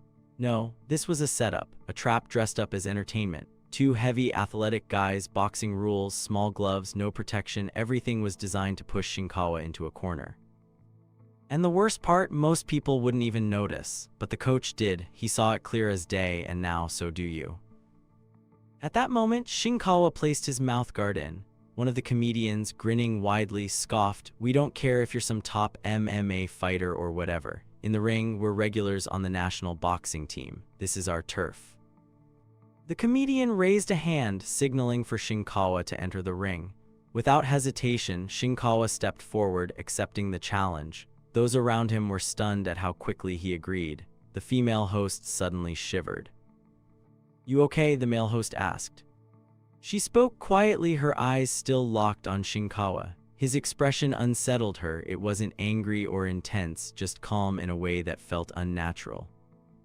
The match began. Both fighters took their stance. Shinkawa opened with a probing jab. The first comedian, confident, raised his guard. Shinkawa struck from the side, but the comedian fired back with a punch. Shinkawa smoothly dodged, keeping his distance. The comedian then launched into a flurry of strikes, trying to overwhelm him, but Shinkawa moved with precision, dodging every blow with swift, fluid motion. Meanwhile, Tomiko watched from the sidelines. In her mind, a thought formed. This is why she loves idiots. Guys who have only ever done sports are so easy to manipulate. Her eyes stayed locked on Shinkawa. Back in the ring, Shinkawa's mind wandered briefly back to another life, a time that felt ancient. He remembered fighting for survival in a brutal, bare-knuckle world. His style now mirrored those old instincts. In that distant memory, bodies piled around him, he had learned early that boxing was the first skill he needed to survive unarmed. In the present, Shinkawa struck the comedian clean in the face. The comedian stumbled from the blow, dazed. Furious, he swung back with power, but Shinkawa dodged and countered with a punch straight to his chest. The hit made the comedian stagger, swinging wildly in desperation, but Shinkawa leaned back just in time and created distance. Tsuji leaned toward the coach. Shinkawa's footwork and distance control are completely throwing them off, but normal jabs won't be enough against bodies like that. Shouldn't we stop this? The coach shook his head. He knows what he's doing. Shinkawa's jabs aren't normal, they feel like bear claws ripping through flesh, straight to the bone. Right then, Shinkawa delivered a brutal hook to the comedian's side. The coach continued, if Shinkawa gets serious, they won't last. Tomiko, watching from the side, clenched her jaw. Her smile was gone. The fight was not going the way she expected. In the ring, the comedian gritted his teeth. So what if he's showing off? He's still just a lightweight, he thought. He charged forward, believing Shinkawa's punching power couldn't last. As a former heavyweight boxer, he thought Shinkawa was nothing. He threw a powerful punch, but Shinkawa ducked cleanly under it. The comedian tried to corner him with a barrage of strikes, but again, Shinkawa slipped through every one. Frustrated, the comedian began to hesitate. Shinkawa studied the incoming punches, locked in. Then, in a split second, he moved. A clean strike to the comedian's face, sharp, fast, and brutal. But the comedian hadn't fallen yet. He was still standing, shaken, yes, but strong. Inside, he was on high alert. Those counters were dangerous. If he wanted to keep fighting, he needed to change tactics. He decided to switch to the peekaboo style, a boxing stance where both arms are held up in front of the face, paired with constant head movement. The coach noticed immediately. There's no way a regular entertainer could use peekaboo like that, he muttered. This guy's no amateur. The comedian moved forward, bobbing and weaving with surprising skill. Shinkawa blinked, slightly thrown off, but he didn't break focus. He locked in on his target like a beast stalking prey, already imagining the man in front of him as one of those towering gladiators from his visions, hulking, brutal, and ready to kill. The comedian, stepping forward, launched a punch. Shinkawa slipped it effortlessly and landed a sharp counter right to the face. Before the man could recover, Shinkawa followed up another direct hit to the face. Cracks formed beneath the skin. The comedian, startled, covered his face in panic. But Shinkawa wasn't finished. A third punch hit the comedian's chin dead on. The blow was so clean and powerful, it dropped him instantly. Medical staff rushed into the ring without wasting a second. One of them called for an ambulance. The man was carried out on a stretcher. That's how badly Shinkawa had broken him. At ringside, the second comedian glanced toward Tomiko, clearly uncertain. She responded with a sweet, mocking expression that stung more than any words. Her tone left no room for hesitation, practically daring him to back out if he was too afraid to continue. The provocation hit its mark. Anger flared in the comedian's eyes as he clenched his fists and redirected his focus toward the ring, fueled now by wounded pride. Tomiko, still playing the role of a concerned professional, reminded him of the terms they had agreed to. Any injury would be his responsibility, and another loss could cost him his standing in the industry. She delivered it all with practiced grace, but every word was a quiet threat wrapped in a smile. Nearby, the coach observed the exchange with growing suspicion. There was something off about these so-called entertainers, something that didn't match the script. Tomiko flinched for a moment, then forced a smile. They're definitely entertainers. They don't hold professional licenses. This is just a hobby. They're amateurs, right? Tsuji wasn't buying it. That logic doesn't fly. Tomiko's smile didn't fade, but her tone sharpened. No one forced anyone. The contract's clear, and besides, she turned to Shinkawa. He doesn't look like he plans to quit, does he? The coach glanced at Shinkawa, standing in the ring with steady eyes. Idiot, he muttered. Tsuji spoke up beside him. Still, I don't think he's going to lose. The coach sighed and nodded. Yeah, me neither. In the ring, the second comedian stepped forward, his face fierce with rage. I'll kill him. Shinkawa didn't flinch. His gaze met the comedian's with quiet fire. He wasn't going to lose today.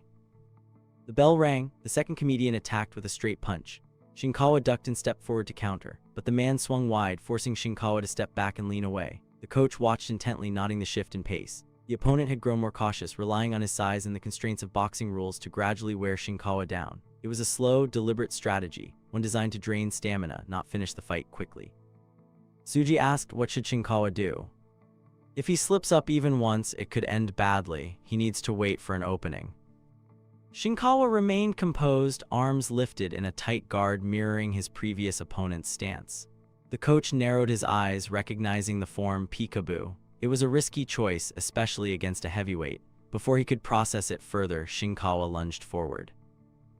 The coach felt a jolt of dread. Closing the distance like that could end badly. The comedian, seeing the charge, scoffed at the tactic and rushed in to meet it. But Shinkawa slipped the first strike with ease and drove a solid blow into the man's side, forcing a sharp reaction. Without hesitation, he followed up with a clean shot to the face. The coach stood frozen, watching the unexpected precision unfold. Shinkawa had mastered more than he'd let on. Shinkawa pushed forward with relentless precision, one strike after another, each blow distorting the comedian's face under the pressure. The assault was unyielding. Another heavy punch landed flush, sending the man reeling backward. He reached out in desperation to shove Shinkawa away, but Shinkawa used his leg to create space, then stepped in with a sharp, decisive uppercut to the chin. From the sidelines, Tomiko flinched, visibly unsettled by the sudden shift in dominance. But the fight wasn't over, not yet, not even close. Shinkawa unleashed a savage barrage, fists moving like a machine with no pause between strikes. The comedian's face contorted under the relentless pressure, folding like soft dough beneath each crushing hit. The rhythm was brutal and merciless until the man finally collapsed, unconscious before he hit the mat. A second stretcher was called in. In the center of the ring, Shinkawa stood tall, drenched in sweat, chest rising steady, his presence radiating like a storm barely contained. Producer Hojo Tomiko was left stunned by how far things had strayed from the script. But to understand her shock, we need to rewind. Go for it. Sports Day was a universally popular variety show, but to her, something had always felt lacking. That missing piece revealed itself the day she accidentally tuned into an MMA match, specifically, one where the legendary Uo tension was dismantled inside the octagon. She watched, horrified yet entranced, as Uo took blow after blow. His skin split and blood streamed down. The audience sat in frozen disbelief, grimacing as Uo collapsed. It was the kind of scene that stuck in the soul. And standing above it all was the silent man responsible, Shinkawa, gazing down with an unreadable calm. From that moment, a plan slithered into Tomiko's mind. With public sentiment rallying against Shinkawa, the anti-Shinkawa wave was peaking. She saw opportunity. If they could pull Shinkawa onto their stage and break him down in front of a live audience, they wouldn't just win attention, they'd etch emotion into national memory. That was the scheme, but now it lay in ruins. As the second comedian was carted away on a stretcher, the male host, who, by the way, looked suspiciously different from last chapter, turned to Tomiko for guidance. Things were off script. Tomiko leaned in and whispered a new order: get Shinkawa to talk, push him until he slipped up.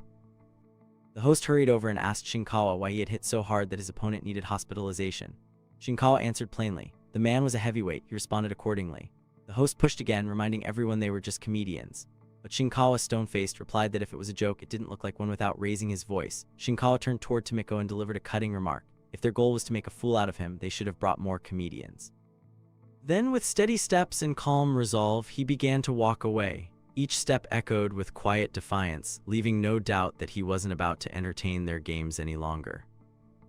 Tomiko hurried to block his path, insisting the filming wasn't over yet. But before she could say more, the coach stepped in, his tone firm and final. The scheduled filming time had expired. If the shoot ran late, that was no one's fault but their own. They were done, and without further hesitation, they left. Tomiko stood frozen, her face flushed and eyes blazing with barely contained fury. As they left the studio away, the coach muttered in disbelief. Shinkawa had fought using peekaboo style, but the coach never taught him that. When asked, Shinkawa genuinely claimed he didn't even know what peekaboo was. The coach demonstrated and Shinkawa just shrugged. He copied the first guy. That was it. The coach was stunned. Even Mike Tyson had to drill the peekaboo under Cus D'Amato for years, and Shinkawa, he just picked it up mid-fight and used it to take down a heavyweight. Shinkawa brushed it off, joking that Tyson didn't fight comedians, but the coach wasn't laughing. Those guys being comedians, that's just their gimmick. He stood in silence, eyes wide, then muttered that he needed time to process this. And just to note, for some reason, the artist drew the coach's mouth way too big in that panel. Honestly, it looked like his dentist charges rent just to work inside it. Still, the coach collected himself. A coach wasn't a critic. Their job wasn't just to analyze opponents, it was to understand their own fighter and guide them accordingly. And if this was Shinkawa's potential, maybe he didn't know him well enough after all. The aftermath hit the media hard.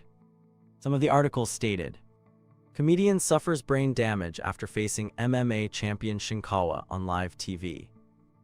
Uo and Shinkawa seen at airport together, like water off a duck's back. Before parting ways, Uo wished Shinkawa well, seeing him off at the airport. Tsuji also received her goodbyes, thanked for reporting the truth. Promises were exchanged to meet again after America. Then the scene shifted. We now find ourselves in the US, judging by the flag and a building labeled United Bank. On a street corner, a tall black man brought calm-handed bread to the homeless. One man asked about his rumored match against a Japanese fighter. The man smiled, humble. But peace didn't last. A thug showed up, already bloodied someone, and demanded drugs instead of food. The fighter stepped forward, voice steady. In his homeland, he said, people died in war without even a drop of water. The thug, enraged, lunged with a knife. But the fighter didn't flinch. He caught the blade with his bare hand. His voice dropped like steel. Only those prepared to die have the right to kill. Then he asked, was the thug ready? The thug was not ready. He let go of the knife and stepped back, but the fighter wasn't finished. He landed a right hook so powerful, the thug flew backward like he'd been hit by a truck. Honestly, that punch broke reality. The thug flew so far, birds probably paused midair to ask him for directions. And the fighter, towering above it all with that massive frame, didn't just end the fight. He stood there like a man who expects you to subscribe and like the video. If you're into martial arts manhwa, check out the one where the kid gains powers from animal masks he wears. Each mask unlocks a new beast's ability. The scene transitions to Tsuji as she prepares to introduce the next segment. She announces it's time for the show Rank 7, a program focused on the most talked about topics in the fighting world. Today's spotlight is on a rising legend, Kento Shinkawa. Before diving into the main story, Tsuji welcomes a special guest, former FFC flyweight champion Kimi Hatanaka. Now retired from MMA, Kimi works as a jiu-jitsu and circuit training coach. Tsuji begins by asking if Kimi has been following Shinkawa's recent matches. Kimi confirms she's seen them all. The conversation shifts to a recent incident that occurred during the Go For It Sports Day show. Tsuji asks if Kimi is aware of it. Kimi responds that an acquaintance had mentioned it to her, and interestingly, she once experienced something similar herself. Tsuji explains that instead of showing the edited broadcast version, they'll review raw footage captured directly at the event. She asks Kimi to watch closely as they analyze what took place that day. As the footage rolls, Tsuji points out the clear size difference between Shinkawa and his opponent. Kimi observes there's likely a 20-kilogram gap between them. But what surprises her more is how composed Shinkawa appears. She remarks that although the opponent is labeled a comedian, his movements suggest otherwise. His balance remains steady even during full swings, and the volume of punches he throws per minute doesn't match that of an amateur. To her, his skill level is undoubtedly professional. His opponent is larger and with longer reach, has significantly more punching power. Normally, someone in Shinkawa's position wouldn't stand a chance, but his ability to switch rapidly between infighting and outboxing is impressive. Still, there's a problem. No matter how much he moves or adapts, his attacks don't seem to be doing real damage. Then something catches Kimi off guard. She notices that Shinkawa's punches are consistently landing, not just on the face but on the abdomen as well, an area padded with fat. It's strange. Tsuji adds that Coach Shiraishi once mentioned something similar but questioned whether it was even possible. Kimi tells her to pay close attention to the form of Shinkawa's punches. He's using a technique known as the screw punch, engaging his rotator cuff to create torque. Tsuji points out that such a punch puts immense strain on the shoulder. Kimi nods. He must know the risk, but he's still doing it. He's willing to sacrifice his shoulder for the win. Concern creeps into Tsuji's thoughts. Is Shinkawa's shoulder really going to hold up? The scene shifts to Shinkawa sitting inside a bus, quietly rubbing his shoulder. Beside him, his coach sleeps soundly. Shinkawa's discomfort is visible, a silent consequence of his intense effort. Eventually, the coach wakes up, groggy from jet lag. He comments on how brutal the schedule has been, a match in America only 2 weeks after the championship fight. He's exhausted just from travel, and Shinkawa, on top of everything, is cutting weight. Still, Shinkawa brushes it off. He's naturally a short sleeper and used to this pace. He then shows the coach a video of a fighter, Rose and Konorin. Though still unranked, Rose is on a 3-win streak and packs serious power. The footage shows him obliterating an opponent with a devastating hook. The coach notes that the UFC roster is deep. It's not like domestic leagues where it's easier to rise. Shinkawa acknowledges Rose's strength. The coach agrees there are no weak fighters in UFC. Shinkawa adds that it's not just strength. Rose doesn't go down easily. The coach heard somewhere about Rose's tough childhood. He says it's probably pride, what drives a man who chose fighting as a means to survive. The words strike a chord in Shinkawa. The coach reminds him, don't let your guard down, but don't be too tense either. Shinkawa has knocked out 2 heavyweights in boxing. His fists are the real deal. If he lands a clean shot, he can take down anyone. Shinkawa looks down at his fist, clenching it tightly. Meanwhile, in a steam-filled bathhouse, Rose sits as his coach wraps his hands in bandages. The coach shakes his head. He can't believe Rose grabbed a knife with bare hands despite having a match coming up. Rose speaks calmly. Since the age of 10, he worked with a pickaxe every day. His hands were constantly blistered and bleeding, but he had no choice. He would wrap them and keep going. The coach, looking at the towering man before him, says he's come a long way. As hot water is poured into the bath, the coach adds bath salts from a suitcase. He explains that soaking in salted water promotes sweating through osmosis. He dips his own hand in, pulling it out red from the heat. Now it's Shinkawa's turn. He enters the bath with a tense expression. The coach asks if he's okay. Shinkawa replies that he'll manage. If he stays in too long, he might get dizzy, so after 10 minutes, they'll switch to an electric blanket. Sweat pours down his face. Meanwhile, Rose sits inside a sauna, drenched in sweat. His coach asks if he can handle the heat. Rose answers without hesitation, it was always this hot back home. The scene transitions to a memory of a young, dark-skinned boy leaning on a pickaxe, mirroring an image of Shinkawa dressed like a slave and leaning on a spear. Returning to the present, Shinkawa lies on a bed wrapped in sheets, mentally repeating the phrase that what does not kill him makes him stronger, nodding the outcome from a German philosopher. His coach teases him, questioning if he has finally attained enlightenment through hardship, which prompts Shinkawa to smile subtly. Observing this, the coach chuckles, wondering how Shinkawa can laugh at such a moment and whether he is still in his right mind, to which Shinkawa agrees while maintaining a faint smile. The coach then warns him that his lips are so dry he might bleed if he laughs any harder. At last, the pivotal moment arrives as the fighters stand face to face amidst the clicking of cameras, the air thick with tension while Shinkawa and Rose lock eyes with fierce determination, standing tall and ready for the storm to come. At that intense moment, Rose signaled with his hand that he intended to kill Shinkawa, declaring that he would use Shinkawa as a stepping stone. Shinkawa remained silent, simply watching him without response. Nearby, someone holding a whiskey glass called out the name John and asked if that was the guy they had been expecting. John confirmed that it was Shinkawa, the man who had defeated the FFC champion in just 2 matches and had beaten an MMA champion 2 weeks earlier. John Shalby himself was the UFC's number 2. The man beside John, Dana Heyman, a UFC representative, remarked that Shinkawa did not look like much. As Shinkawa and Rose posed for the cameras, Dana noted that despite the match not being the main event, Shinkawa's recent fight just 2 weeks ago made this test match seem less serious, which Dana disapproved of. John responded that, on the contrary, Shinkawa seemed desperate. Dana acknowledged Rose as a beast, someone destined to reach the top, and insisted that he would not lose to an opponent like Shinkawa. John countered that all of this would be confirmed tomorrow during the test match. In the building where Shinkawa and his coach were staying, the coach mentioned that he had hoped to find a good Japanese restaurant nearby, but all were closed. Shinkawa, eating soup, said porridge was perfectly fine with him.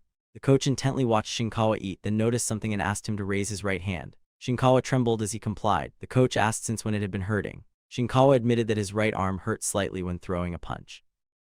The coach, distressed, yelled, questioning why Shinkawa had kept such an important injury secret until now. He insisted that if it was from training, it had not just happened recently. Shinkawa replied that he had feared the coach would tell him not to fight. The coach scolded him, questioning how he could plan a fight under such conditions.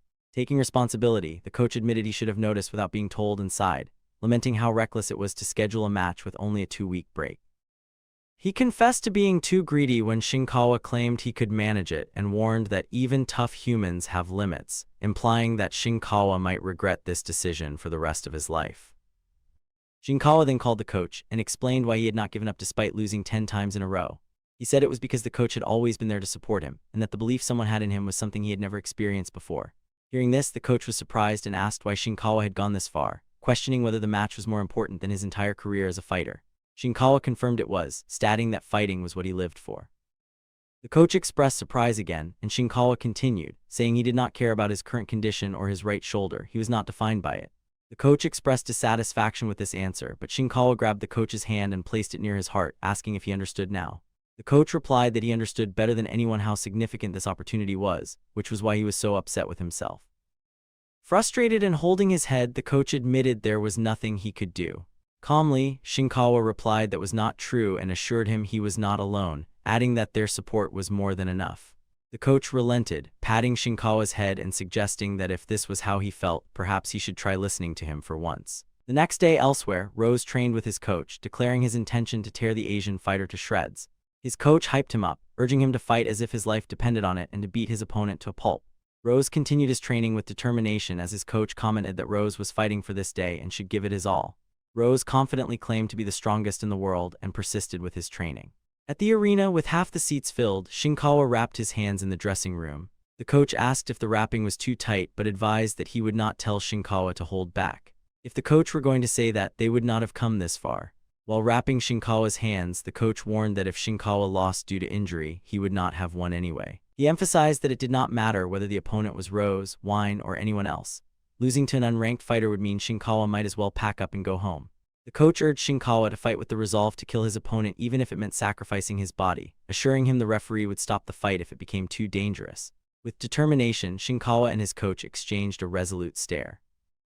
In the octagon, both fighters, Rose and Shinkawa, prepared to face off, the only thing holding them back being the referee who had yet to announce the start of the fight. Once the referee signaled the beginning, both fighters immediately threw punches. Shinkawa's punch connected while he successfully dodged Rose's strike.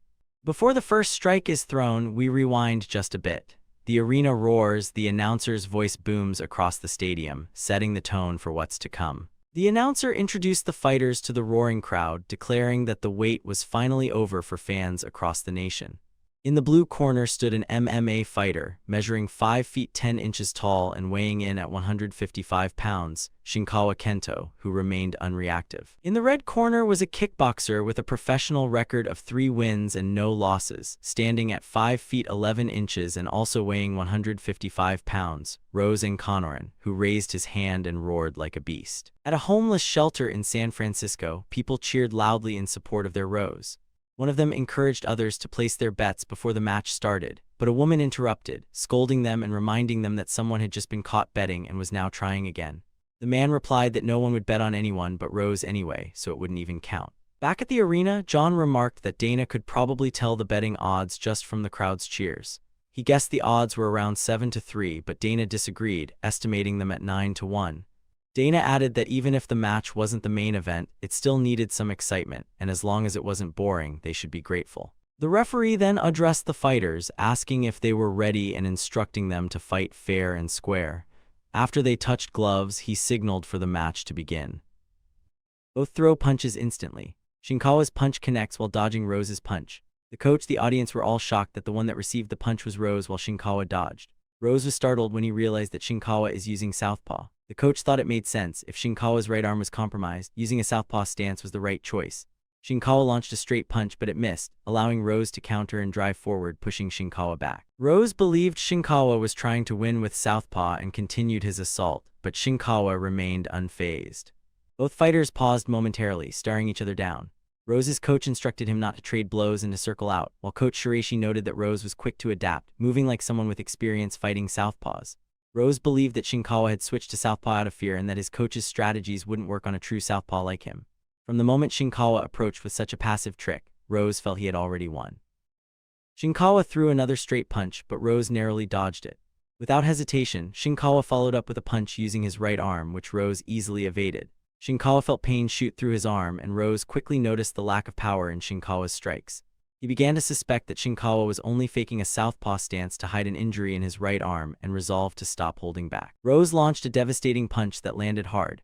Coach Shiraishi yelled for Shinkawa not to let Rose circle out, but Rose continued his relentless attack. Shinkawa attempted to strike back, but Rose overwhelmed him again. Even as Shinkawa tried to counter, his punch missed, and Rose's coach shouted that this was his chance. Rose capitalized, landing another powerful blow directly to Shinkawa's face, the impact contorting it with force. Shiraishi shouted for Shinkawa to stay calm and create distance. In response, Shinkawa fired back with another punch, which Rose took head-on, thinking he didn't need to hold back against a weakling like Shinkawa. Shinkawa attacked again, but Rose countered with a direct strike to the face, the power of it sending Shinkawa stumbling backward. Rose, uncaring about Shinkawa's injured arm, reminded himself that this was a battlefield, kill or be killed. In his mind, the fight transformed into a battlefield where Shinkawa's right arm had been pierced by an arrow. Disoriented and losing consciousness, he began to fall. Seeing this, Rose believed Shinkawa had finally realized that his tricks would no longer work. Clenching his fist, Rose prepared to deliver the final, finishing blow. But as Shinkawa collapsed, he raised his right arm, startling Rose. The sight made Rose hesitate. He couldn't believe Shinkawa was actually using that arm. In the next instant, Shinkawa launched a punch with his right hand, landing an explosive blow directly to Rose's face. Rose took the punch and brushed it off, commenting internally that the impact was nothing to worry about. However, Shinkawa was not finished. He had already ducked low and rushed forward, tackling Rose and grabbing hold of his leg. Rose quickly realized what was happening. Shinkawa couldn't keep up in a striking exchange, so he was switching to grappling. Determined not to be outdone, Rose planned to crush Shinkawa's carotid artery and launched an attack while being grappled. Coach Shiraishi screamed for Shinkawa to watch out for the guillotine, but Shinkawa, using every ounce of his strength, lifted Rose off the ground. Panic flashed across Rose's face as he grasped what was about to happen. Shiraishi recognized that the tackle had been a good decision. Shinkawa then slammed Rose down with a bone-rattling impact, stunning everyone in the arena. Even at the homeless shelter, people were distressed to see Rose mounted. Rose tried to scramble back into position, but Shinkawa didn't allow him the chance. Pressing him down and wrapping his arms tightly around Rose's waist, Shinkawa lifted his opponent's massive frame once again. Shiraishi could hardly believe what he was witnessing. Arching his body backward to maximize the force, Shinkawa executed a perfect suplex. He even jumped back to amplify the power. Dana and John stood frozen, stunned that someone had just suplexed Rose of all people. Rose slammed into the mat flat on his back with a thunderous crash. Shinkawa stood back up immediately, grabbed Rose again, locked his arms, and lifted him once more. Dana looked on in awe as Shinkawa continued what could only be described as Suplex City. He executed the move again, delivering another brutal slam that left the crowd in disbelief. How could someone overpower Rose like this? Rose, battered but not yet defeated, picked himself up, thinking to himself that he would never return to the life he had escaped, that he was meant to win. But Shinkawa gave him no room to breathe. With steely determination, he performed a third suplex, slamming Rose down and completing the relentless assault.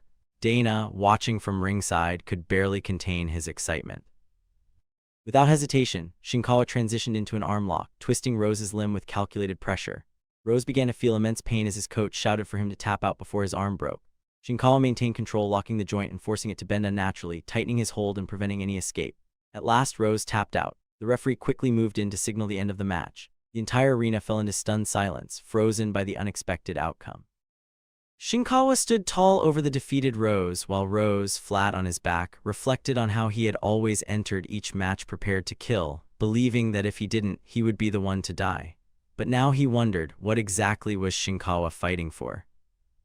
The audience sat in deep thought, reflecting on what they had just witnessed. For an undercard fight, it had been nothing short of extraordinary. Many believed they were lucky to have seen it live, and those who only tuned in for the main event would miss out on something unforgettable. Dana rose from his seat, walked up to the announcer, and took the microphone. He declared to the crowd that what they had just witnessed was absolutely brilliant. Everyone had seen it. This was why tickets sold like crazy. He admitted that during the face-off, he had thought Shinkawa was boring and had no idea this side of him existed.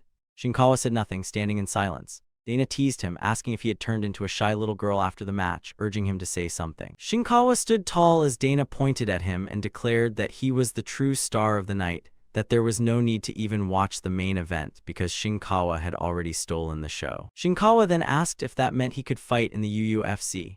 Dana confirmed enthusiastically, promising to put him in so many fights he would grow sick of it. He told Shinkawa to drink as much as he wanted and enjoy himself that night. The crowd roared with excitement and approval, cheering wildly as Shinkawa stood tall under the deafening celebration of the arena.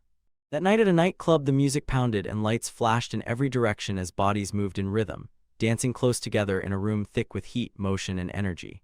Amidst the lively scene, Dana, John, Shinkawa, and Shiraishi sat together at a table, enjoying the night, though Shinkawa seemed distinctly out of place, silent and tense in contrast to the relaxed atmosphere. Dana turned to Shiraishi with a grin and called him Octopus, joking that it had been a while. Shiraishi groaned, telling him to stop calling him that or he'd go bald from the stress. Dana explained that Octopus had been the ring name he gave Shiraishi back when he was fighting in the UFC, praising Shiraishi's exceptional jiu-jitsu. Whether it was wrestling, judo, or anything else, Shiraishi had been unstoppable. When he pinned opponents down, Dana recalled, he looked just like an octopus. Dana then added that Shinkawa would need a ring name too. He continued, nodding how Shinkawa might normally be shy, but once he stepped into the ring he became a beast. With that duality, Dana suggested the name Janus, a reference to the two-faced Roman god. Shinkawa, sweating and silent, didn't respond. He stared out at the crowd dancing on the floor, but in his eyes the dancing people transformed into warriors locked in battle. Noticing Shinkawa's distant gaze, Shiraishi watched him with concern. Dana turned to Shiraishi, offering congratulations and remarking that he had wondered who could have trained such an incredible fighter. Of course, it was a legend like him. Dana said he'd send the draft of Shinkawa's contract first thing in the morning and asked for their hotel information. At a university hospital, the receptionist recognized Shinkawa, commenting to a colleague that they'd heard he was going to the UFC and had even defeated an MMA champion recently. The doctor, noticing the receptionist watching a video of Shinkawa's fight, asked why he hadn't come in lately. The receptionist said she wasn't sure. On the surface he seemed fine, but the doctor wondered silently if Shinkawa had truly recovered.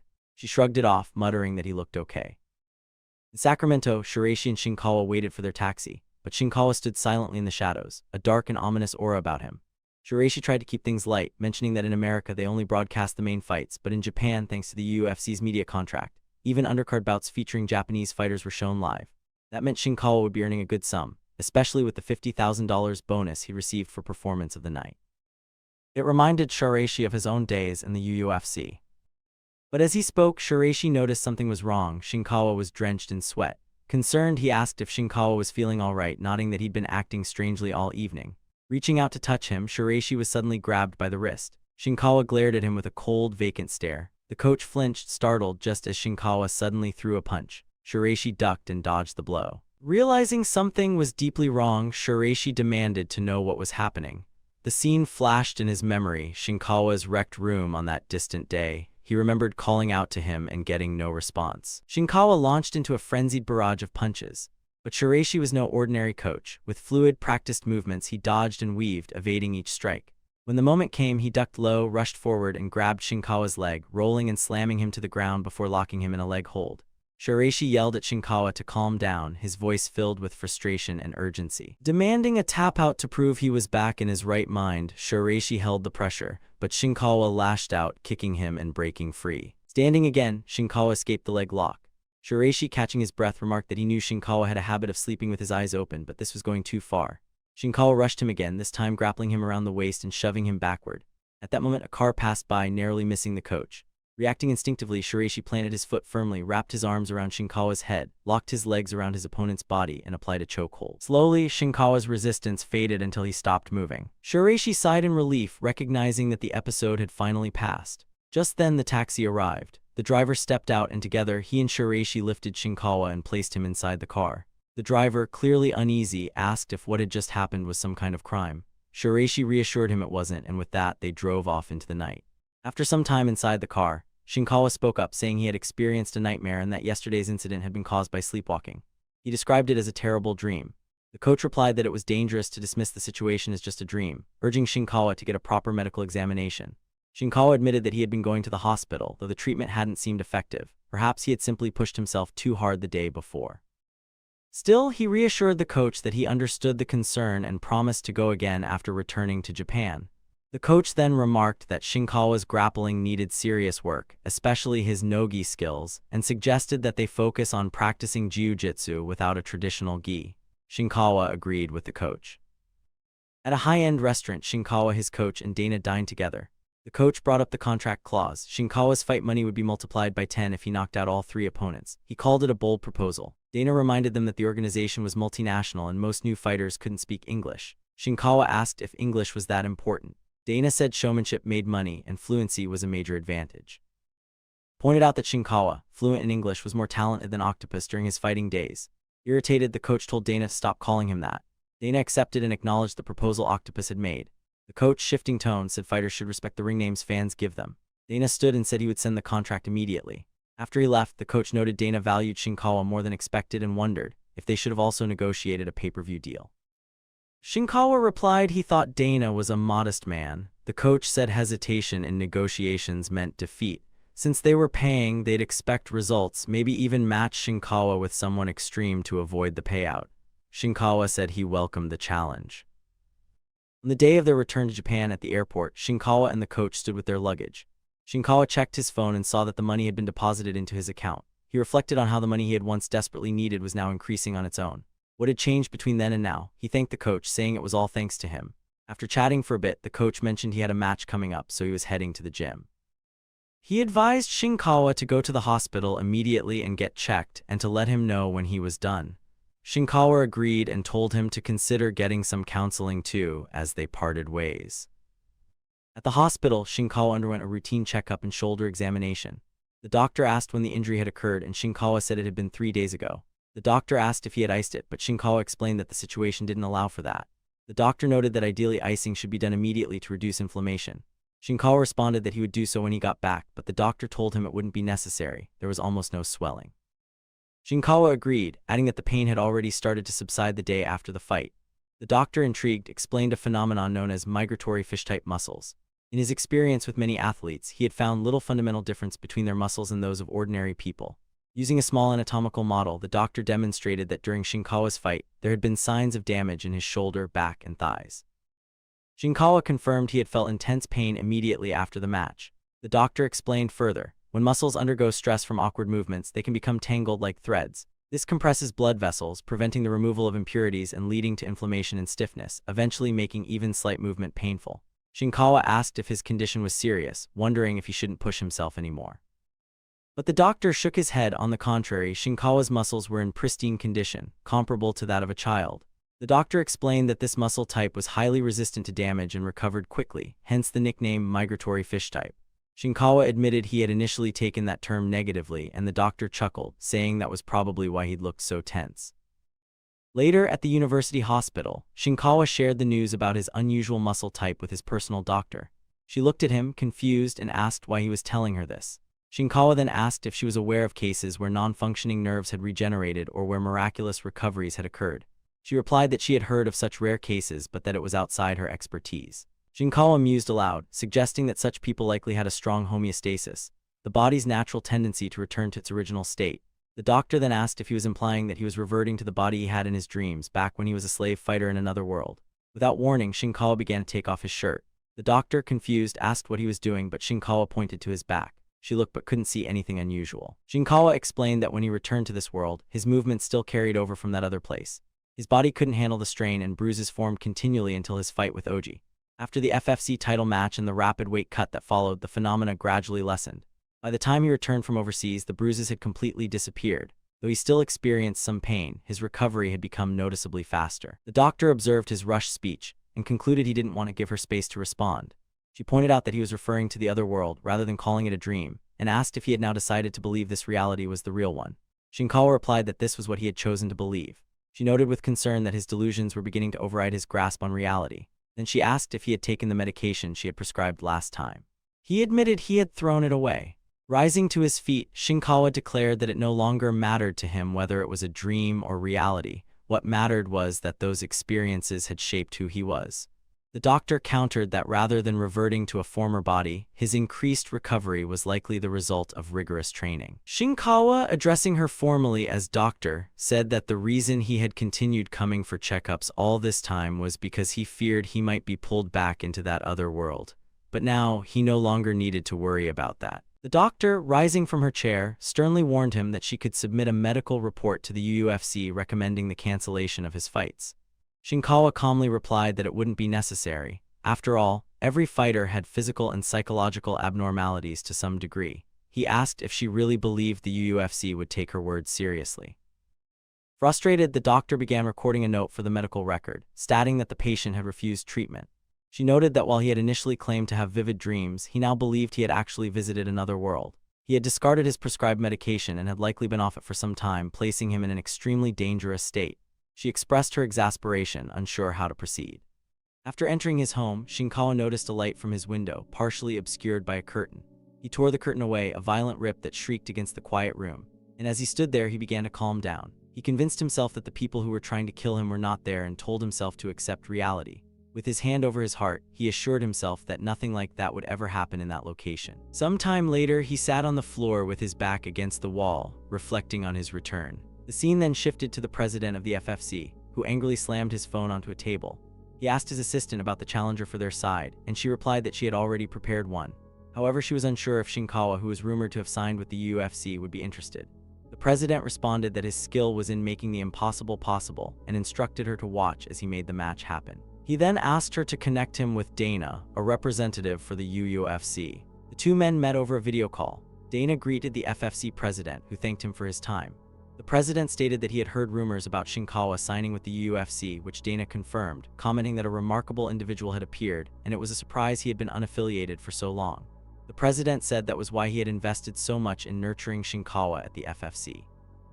He explained that if Shinkawa moved to Dana's side, the FFC would lose their investment and their champion seat would be empty. Dana smirked, saying that it was a difficult situation, but the fighter himself had sought a bigger stage. The FFC president said he was willing to overlook some losses and even congratulate Shinkawa on his new contract, and in return they would appreciate some concessions. Dana was confused by this request. The president continued, explaining that they wanted Shinkawa to fight one last time as the FFC champion to help offset their losses, and that it would also be a good opportunity for Dana to test Shinkawa's skills. The assistant privately wondered if he really thought such a proposal would be accepted. At that moment, Dana interrupted the president. He explained that he had only agreed to the meeting out of respect for fighting organizations worldwide, but this was a different matter. With a menacing expression, he stated that they should offer something of equal value when negotiating and questioned why they were approaching him with nothing to offer. The FFC president was startled and denied that there was any need to think so deeply about it. Dana, furious, responded that he couldn't stand his assets being treated so lightly.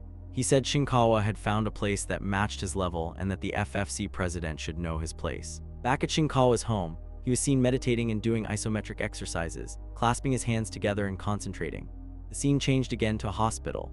A doctor asked Shinkawa if he had been continuing with the isometric exercises they had discussed. Shinkawa confirmed he had, nodding his surprise at how much he was sweating despite the low intensity. The doctor explained that the movement stretched and aligned muscle fibers while minimizing joint use. He told Shinkawa that was all for today and that he could begin light exercise. When Shinkawa asked if he could go to the gym, the doctor replied that he could and that it was what he had expected of a migratory fish. Shinkawa thanked him and left. The doctor was confused by his hurry.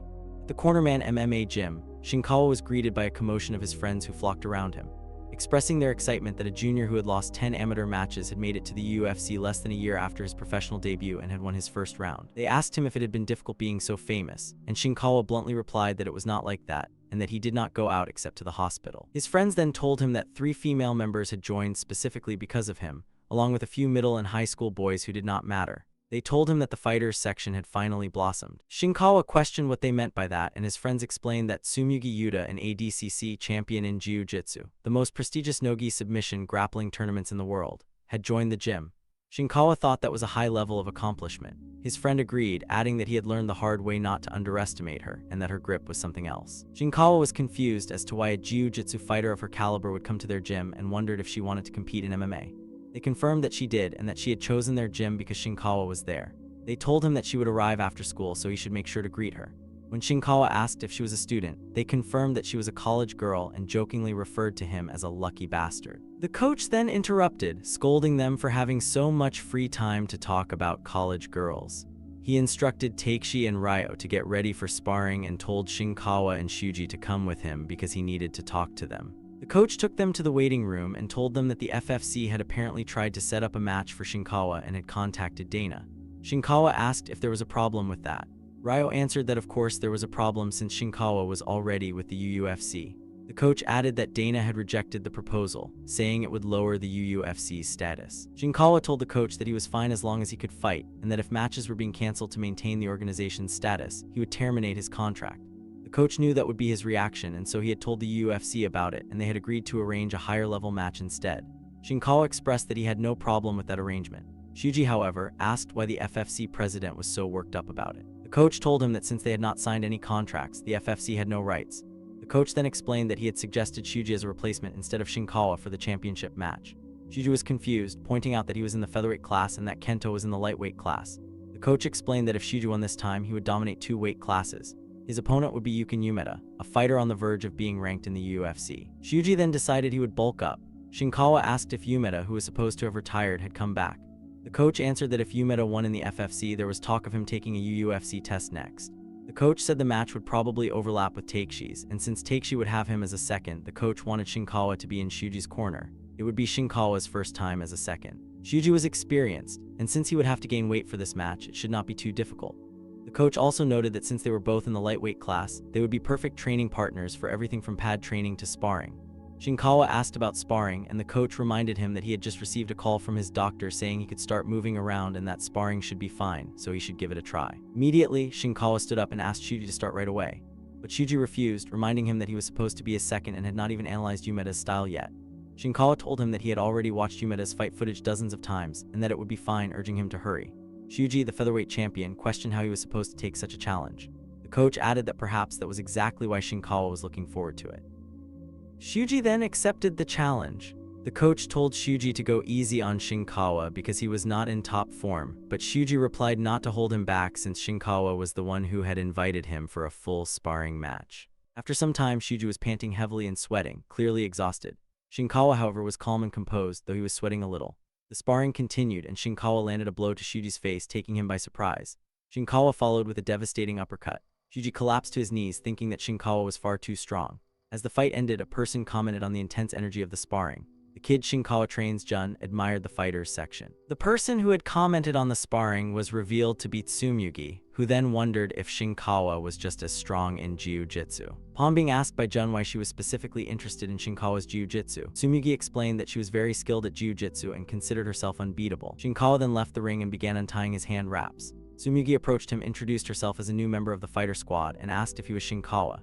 She added that she was also 20 years old. Shinkawa did not reply. She wondered if he was the quiet type. She then asked him if he would be interested in sparring in jiu-jitsu. At that moment, Jun interrupted to remind Shinkawa that his own lesson was next. Shinkawa realized he hadn't checked on Jun recently and apologized, but Jun insisted he didn't need to. Shinkawa then asked what he had been doing while he was away, and Jun replied that Shuji had been looking after him. Shinkawa inquired about his progress, and Jun explained that they had worked on 1-2s into an uppercut and also low kicks. Shinkawa commented that if he could do that much, he could take down most opponents. Jun was surprised, remarking that he was shorter and chubbier than everyone else. Shinkawa advised him that if he thought of himself that way, he was bound to lose and he needed to change his mindset first. When Jun asked how to do that, Shinkawa advised him to think of it as a game, not a fight. They would start with defense, since his original purpose for coming there was to protect himself, not to attack others. Tsumugi observed that Shinkawa's guidance was very natural and wondered if he had any teaching experience. Jun and Shinkawa entered the ring. Jun put on his fighting gear while Shinkawa explained that most fights follow a basic boxing pattern, starting and ending with punches.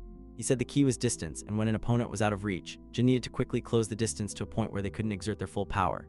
Jun was confused, asking if he wouldn't get hit if the opponent started throwing wild punches. Shinkawa explained that as long as his face didn't get hit, he would be fine. When someone aimed a straight punch at the face, Jun just needed to use his guard to deflect it. Shinkawa showed him in practice how to deflect straight punches and pointed out that this was called parrying. Then he moved on to curved punches and told Jun to throw a hook. Jun tried it, and Shinkawa blocked it with his arm. He explained that stopping curved punches like that was called blocking. If Jun could remember just these two things, parrying straights and blocking hooks, he'd cut down the number of people who could hit him by half. The most important part was to keep stepping, since that would mess with the opponent's accuracy. Jun wasn't sure if this would really be enough, but Shinkawa told him to give it a try. They began a practice sparring session. Jun would get a point for blocking an attack and a point for landing a punch. Shinkawa moved swiftly around Jun, quickly changing his position. Shinkawa attacked with a straight punch, and Jun didn't react at all, having been caught off guard. Shinkawa instructed him to keep moving like he had just done, lightly extending his fist toward his opponent's face. He told him not to tense up or get greedy and to just focus on his footwork. He said the punches were just for show, so it didn't matter if they landed or not. He explained that when Jun's opponent stopped moving, he would have the advantage. Jun began to practice the footwork.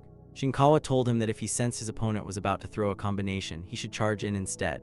Shinkawa then dashed forward, shoving Jun away before launching a 1-2 combo of straight punches to his face. Shinkawa continued the instruction, telling Jun that even if his opponents kept coming, he should create distance and aim for the face again, which he demonstrated by launching another attack at Jun's face. Shinkawa asked Jun how it felt to experience that. Jun replied that it was super annoying and tiring. Shinkawa said that was exactly right, and that for someone who hadn't seriously trained in martial arts, it should feel quite tough. He then announced it was Jun's turn to counterattack. He said the next phase was practical application and that Jun should try to keep up with his movements, maintain distance with footwork, and drain his stamina. He reminded Jun that he didn't need to rely on brute force to fight. They continued their practice, and Jun noticed that even with headgear on, Shinkawa's punches were more intense than the others. Jun wondered if this was the kind of punch a professional fighter took. Jun counterattacked, but Shinkawa dodged. As Jun was about to recover from his wide swing, Shinkawa prepared his left hand to swing but was surprised when he missed. Before Shinkawa could turn, Jun moved and punched him from the side, striking his shoulder.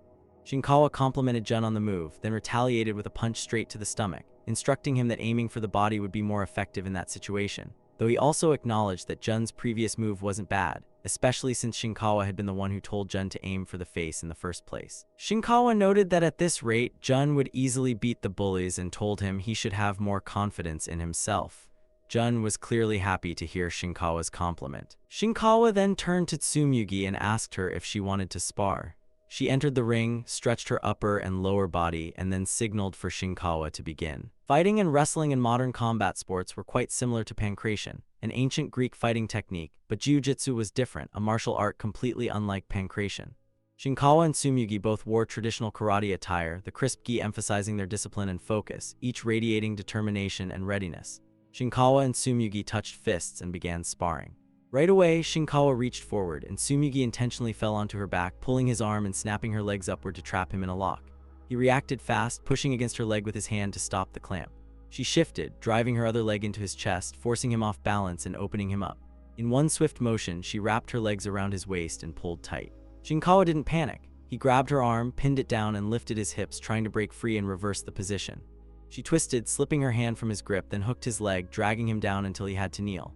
Seeing an opening, she adjusted her legs for an arm lock, but before she could extend it, Shinkawa wedged his free hand between her thighs and pushed outward, breaking the hold. She instantly shifted her hips, abandoned the arm, and locked her legs around his leg instead. The pressure increased, he struggled, then finally tapped, conceding the fight. Tsumugi was surprised that Shinkawa was only a blue belt. She asked how long he had been practicing, and he said 1 year.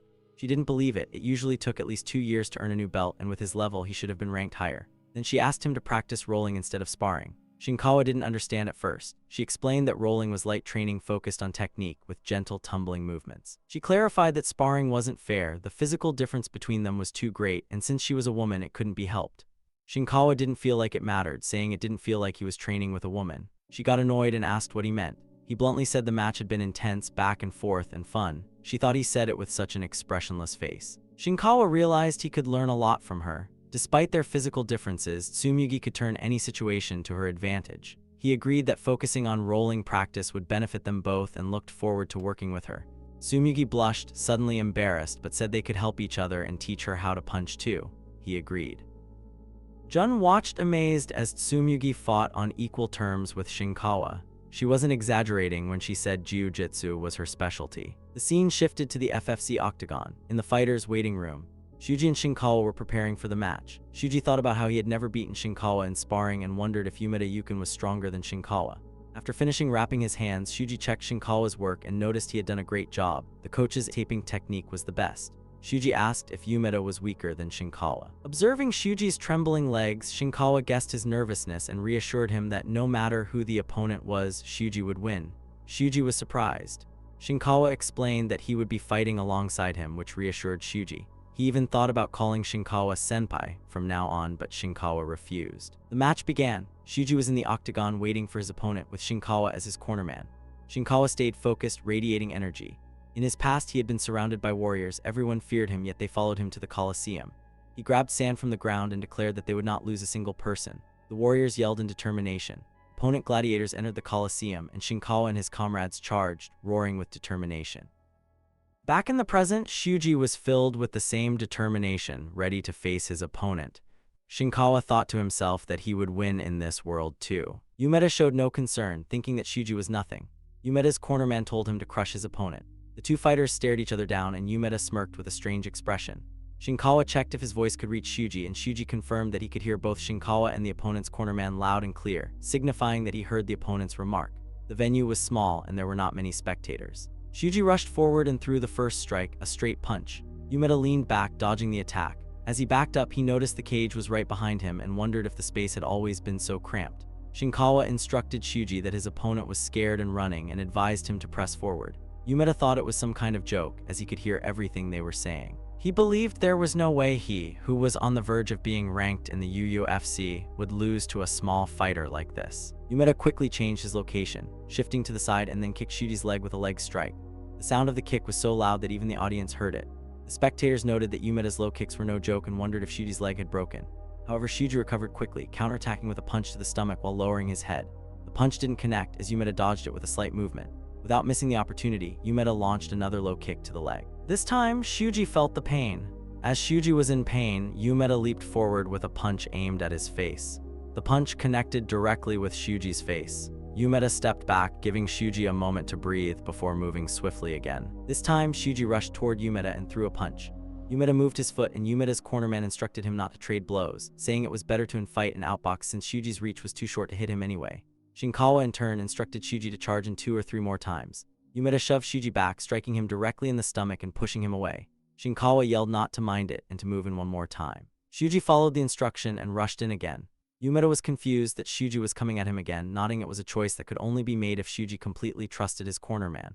As Shuji rushed in, Yumeda moved his leg, preparing for a kick. Shinkawa yelled, "Kick catch." Hearing Shinkawa, Yumeda hesitated. At that moment, Shuji threw a punch and Yumeda put up his guard, however it was a feint.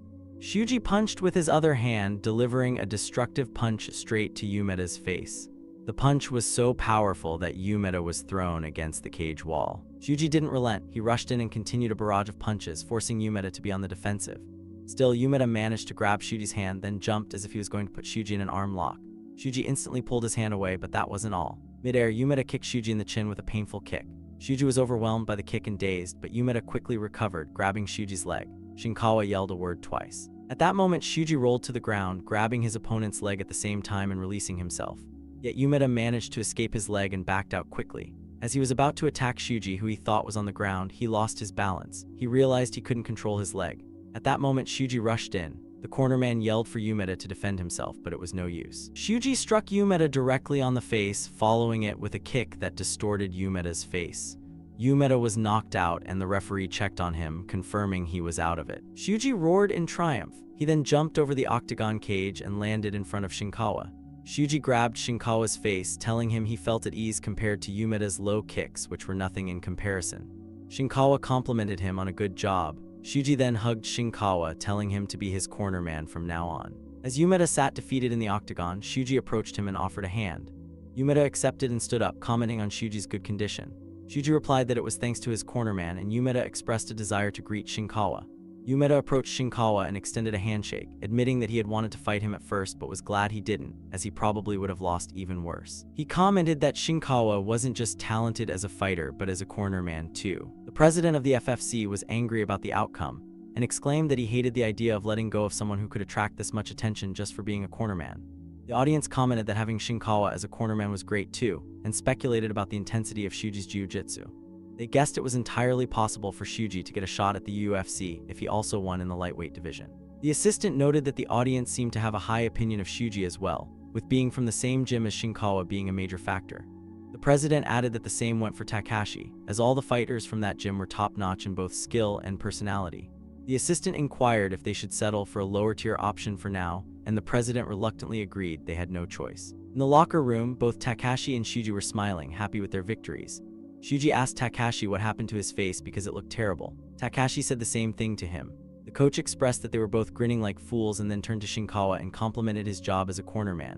The coach announced that they had received a fight offer for the main card of a numbered event. Shinkawa nonchalantly accepted the proposal. Shuji and Takashi were wide-eyed and told Shinkawa he should have more of a reaction and asked if he understood what it meant to be on the main card of a UFC numbered event. They asked the coach why Shinkawa was so calm, but Shinkawa said he understood. The coach told them that Shinkawa's calmness was nothing new. At that moment, the president of the FFC entered and complimented them on their match.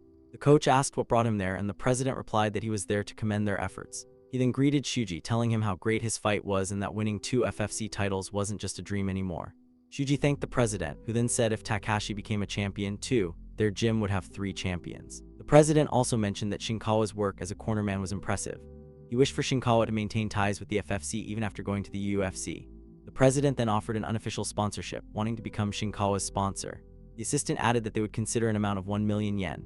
In return, they would like Shinkawa to appear on their official channel during FFC events and offer some words of encouragement to the fighters. Shinkawa said he couldn't decide that on his own, and the assistant asked if he had signed a management contract. The coach interrupted her, telling them he would handle that and that what they were proposing sounded more like a sponsorship, which he wanted to clarify first. She replied that was correct, and to avoid any issues, they should proceed with it as a sponsorship from the start. The The president claimed it wasn't really necessary to be so particular about it. The coach revealed that they had been turning down numerous sponsorship requests. The assistant was surprised. The coach continued, explaining that if they only chose sponsors that wouldn't interfere with training, the options would narrow even further. Given their conditions, he expected at least 3 to 4 million yen. The president disclosed that given the popularity of MMA in Japan, even 3 million was unrealistic. The coach clarified that the recent away match had generated more buzz than they had expected, and they were surprised too. The assistant whispered to the president that it didn't look like they were bluffing and that they should consider the terms for now. The president agreed. He told them that they would discuss the details and get back in touch, and asked them to choose them if there was a conflict with other offers, as they were the top MMA organization in the country. The coach replied that they would consider it positively. At a small restaurant, everyone from the gym drank and feasted, celebrating Shuji and Takashi's victory. They toasted to the cornerman's bright future. The coach told Shinkawa that a company called Hard Puncher fit his criteria. Shinkawa guessed it was about using their equipment or promoting it to other fighters. The coach explained that it was best to use the sponsor's product when he could, and that promoting it was up to him. The condition was to post a 30-second video on social media of him training with Hard Puncher bag gloves and a 1-minute sparring video. Shinkawa accepted the arrangement. The coach added that there were also companies for nutritional supplements, health foods, and diet meal plans, but none of them met their standards. Still, the coach thought it was better to accept them all. Shinkawa told the coach his goal wasn't to make money. The coach replied that even so, being in the best condition for the UFC match would be advantageous, and staying there for a while would be quite expensive, but the benefits would match the cost. After thinking about it, Shinkawa agreed and accepted all of them as long as they didn't interfere with his training. The coach advised that they needed to set up his social media accounts. At that moment, Tsumugi asked to see Shinkawa's phone. He gave it to her and she set up his accounts, then gave his phone back to him. She told him everything was done and that she had set up mutual follows with his account. The other guys then gave Shinkawa their phones so he could follow them back too. Shinkawa's account had literally nothing posted yet. Then out of the blue, Tsumugi asked Shinkawa if he had a girlfriend. He told her he did not. She, blushing, asked him why not. The coach felt awkward hearing their exchange. Shinkawa then told them he was tired and excused himself. They said goodbye to each other, thinking that Shinkawa probably didn't want to mess up his routine. As Shinkawa was leaving, Tsumugi watched him intently and, blushing, thought that at this rate he would never get a girlfriend. A gladiator was towering over Shinkawa in a nightmare. The gladiator lifted him, slammed him to the ground, and stomped on him. At that moment, Shinkawa woke up, relieved that it was just a dream. He grabbed his phone and started looking through social media comments. Some of the comments were supportive, calling him a national treasure and encouraging him to go for the world championship. Other comments were from a less serious crowd, asking if they could bring weapons to raid the gym or wanting to fight him. After his morning run and shower, Shinkawa went to the cornerman gym. He greeted his coach, who handed him a pair of boxing gloves from their new sponsor, Hard Puncher. The coach told him to put them on and hit the sandbag while he filmed 2 rounds. He also asked Shinkawa if he had eaten breakfast, and Shinkawa nodded. The coach said that was not a problem, referring to the diet meal sponsorship they had discussed the day before. He added that Shinkawa needed to start cutting weight soon, so the timing was perfect. Shinkawa then asked if there were more sponsorships. The coach informed him there were also supplements and instructed him to comment on them while facing the camera. They began filming the sponsorship videos. The coach also informed Shinkawa about an upcoming training camp in America, explaining that his biggest regret from his own days in the UFC was not being able to leave Japan to sharpen and improve his skills because he didn't have the money. He said Shinkawa could go to the gym where the coach used to train. The only problem was the funding, as even a minimal-scale camp would cost 300,000 yen for 2 months, which was more than half of what Shinkawa had earned so far. The coach said the gym would cover what the sponsorships did not, but Shinkawa refused, calling it a personal matter. The coach did not give up and told Shinkawa to think of it as stocks, as he was investing in him out of his own self-interest. He advised Shinkawa to just focus on winning because that was what everyone supporting him wanted. After that, they went straight to training. They practiced punches and kicks, and the gym members started talking among themselves about Shinkawa's social media. He had just started it yesterday, but it already had 3,000 followers, even though he had only posted training videos. The coach was the one who was managing the account and uploading everything. One of the members thought it was a shame because interacting with fans could be fun, and they agreed that was how social media was supposed to work. They said if they were Shinkawa, they would live stream every day since in this job, how well you capture fans' hearts directly affects your future livelihood. Coach showed them the comments on Shinkawa's social media, which included comments like, the comments generally praise his transparency and lack of self-promotion, observing his focus on martial arts over social interaction, and suggest he may be stoic or primarily motivated by activity funds. The members were confused and wondered if this was the right way to do it. They thought that even if they tried to copy him, it wouldn't mean anything if they did it carelessly, as they could get seriously injured. Besides, the level of attention was completely different. In San Francisco, Shinkawa and the coach arrived at the place where they would be staying during the camp. Shinkawa thought it was too fancy. He had assumed the budget would be tighter. The coach explained that it was the vacation home of someone who wanted to support Shinkawa. When he asked who it was, the coach said they had requested to remain anonymous and that he just needed to focus on winning. The gym would start tomorrow, so today was for resting.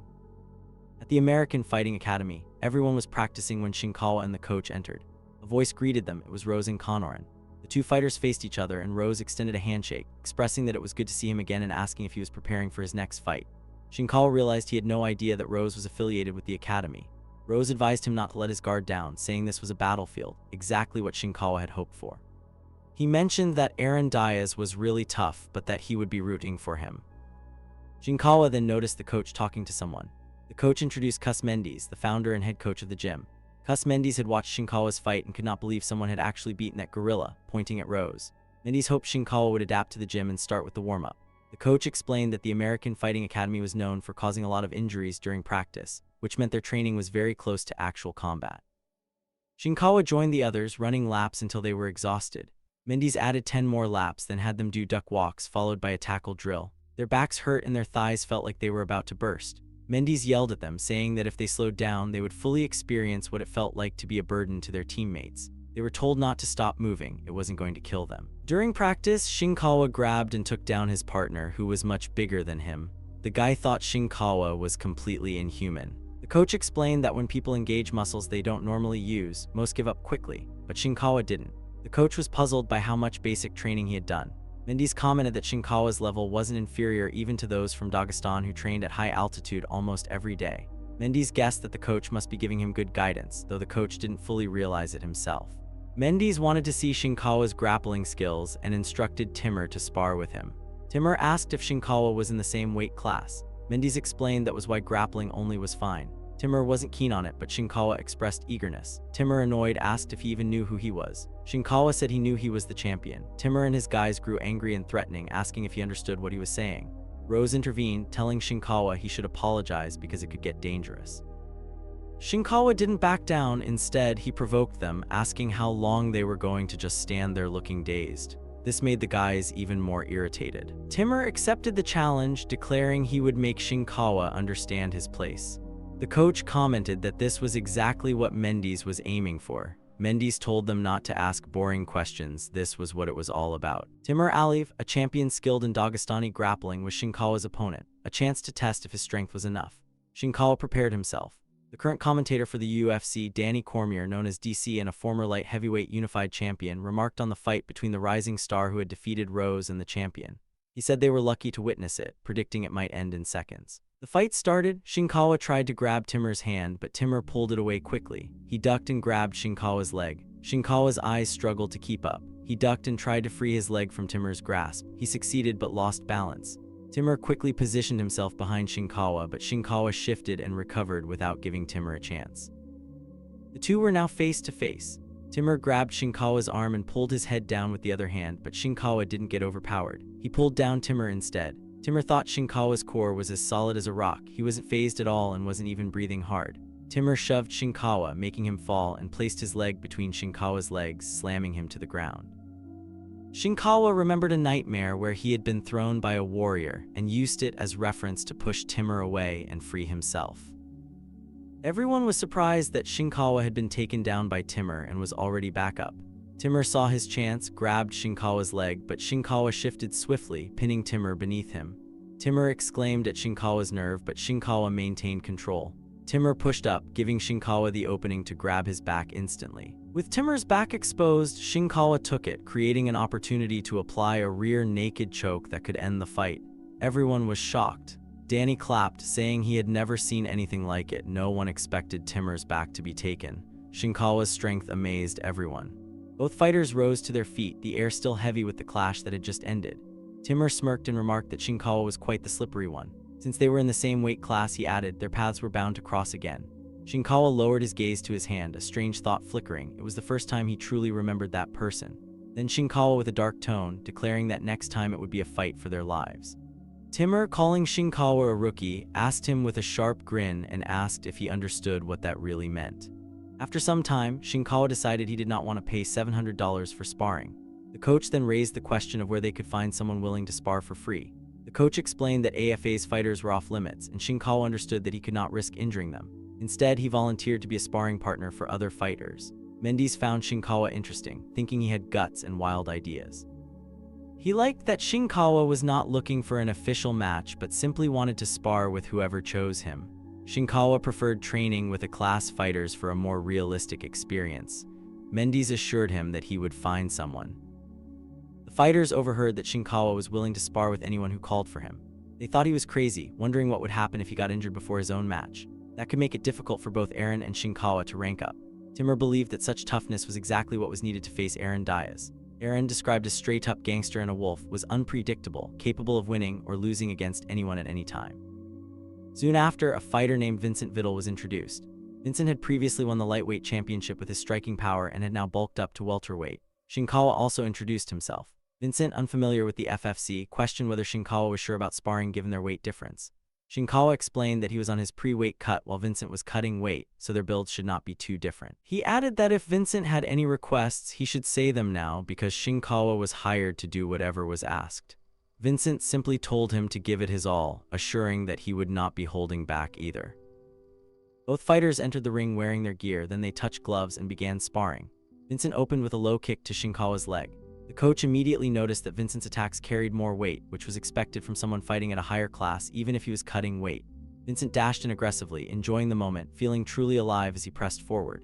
Shinkawa's vision flashed back to a gladiator charging with an axe. He imagined himself throwing up a shield, intercepting with immense energy. Vincent was confused when Shinkawa suddenly lowered his guard. As Vincent launched his attack, Shinkawa shifted his body to the side, dodging the punch and countered with a strike to Vincent's face.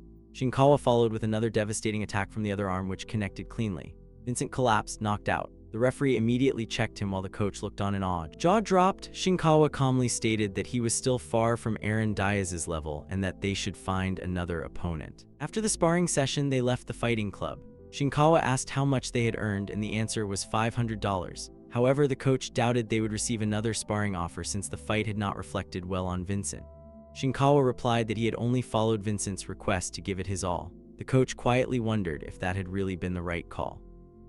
The next day at the AFA, other members congratulated Shinkawa. His knockout of Vincent Vittel had already caused a stir, reaching even nearby gyms. The coach realized that the story had already turned into a rumor. He guessed it would be the end of sparring offers, but Mendes surprised him, reporting the opposite. They had been flooded with requests from nearby gyms, and the pay had even gone up to $700.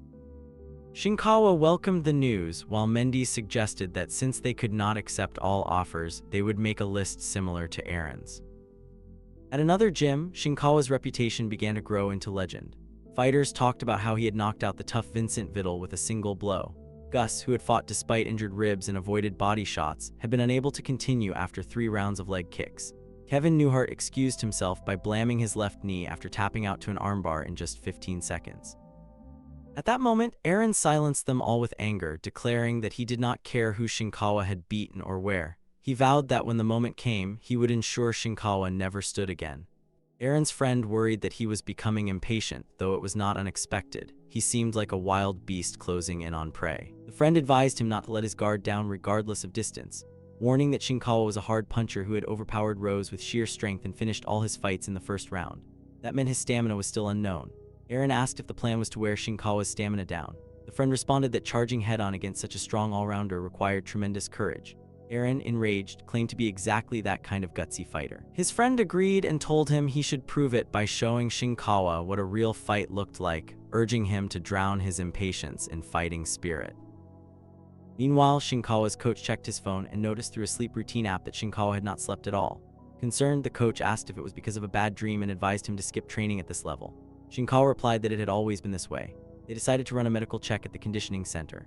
In the testing room, the examiner explained that unless the machine was broken, Shinkawa had one of the highest cardio endurance levels in the entire UFC. The average resting heart rate ranged from 60 to 70 beats per minute, but Shinkawa's was 35. This allowed him to remain calm and breathe steadily throughout fights, ranking him among the top tier of all fighters tested at the center. Further results showed that Shinkawa had the elasticity of a lightweight combined with the muscle strength of a middleweight. The examiner advised ignoring the sleep rhythm app as Shinkawa was in peak condition. When Shinkawa looked at the coach relented and suggested they take promotional photos for now. In the studio, Shinkawa wore his fighting shorts and posed. The cameraman felt the intensity radiating from him as if he were in an actual fight. Everyone present stood in awe. Shinkawa, however, was sweating profusely, his breathing and pulse erratic, making it seem as though he might collapse at any moment. If you love this manhwa, imagine raw power unleashed in a world where anything is possible. A new adventure begins, full of secrets, magic, and challenges you won't see coming. Click here to dive into this next epic story. You won't believe what happens next.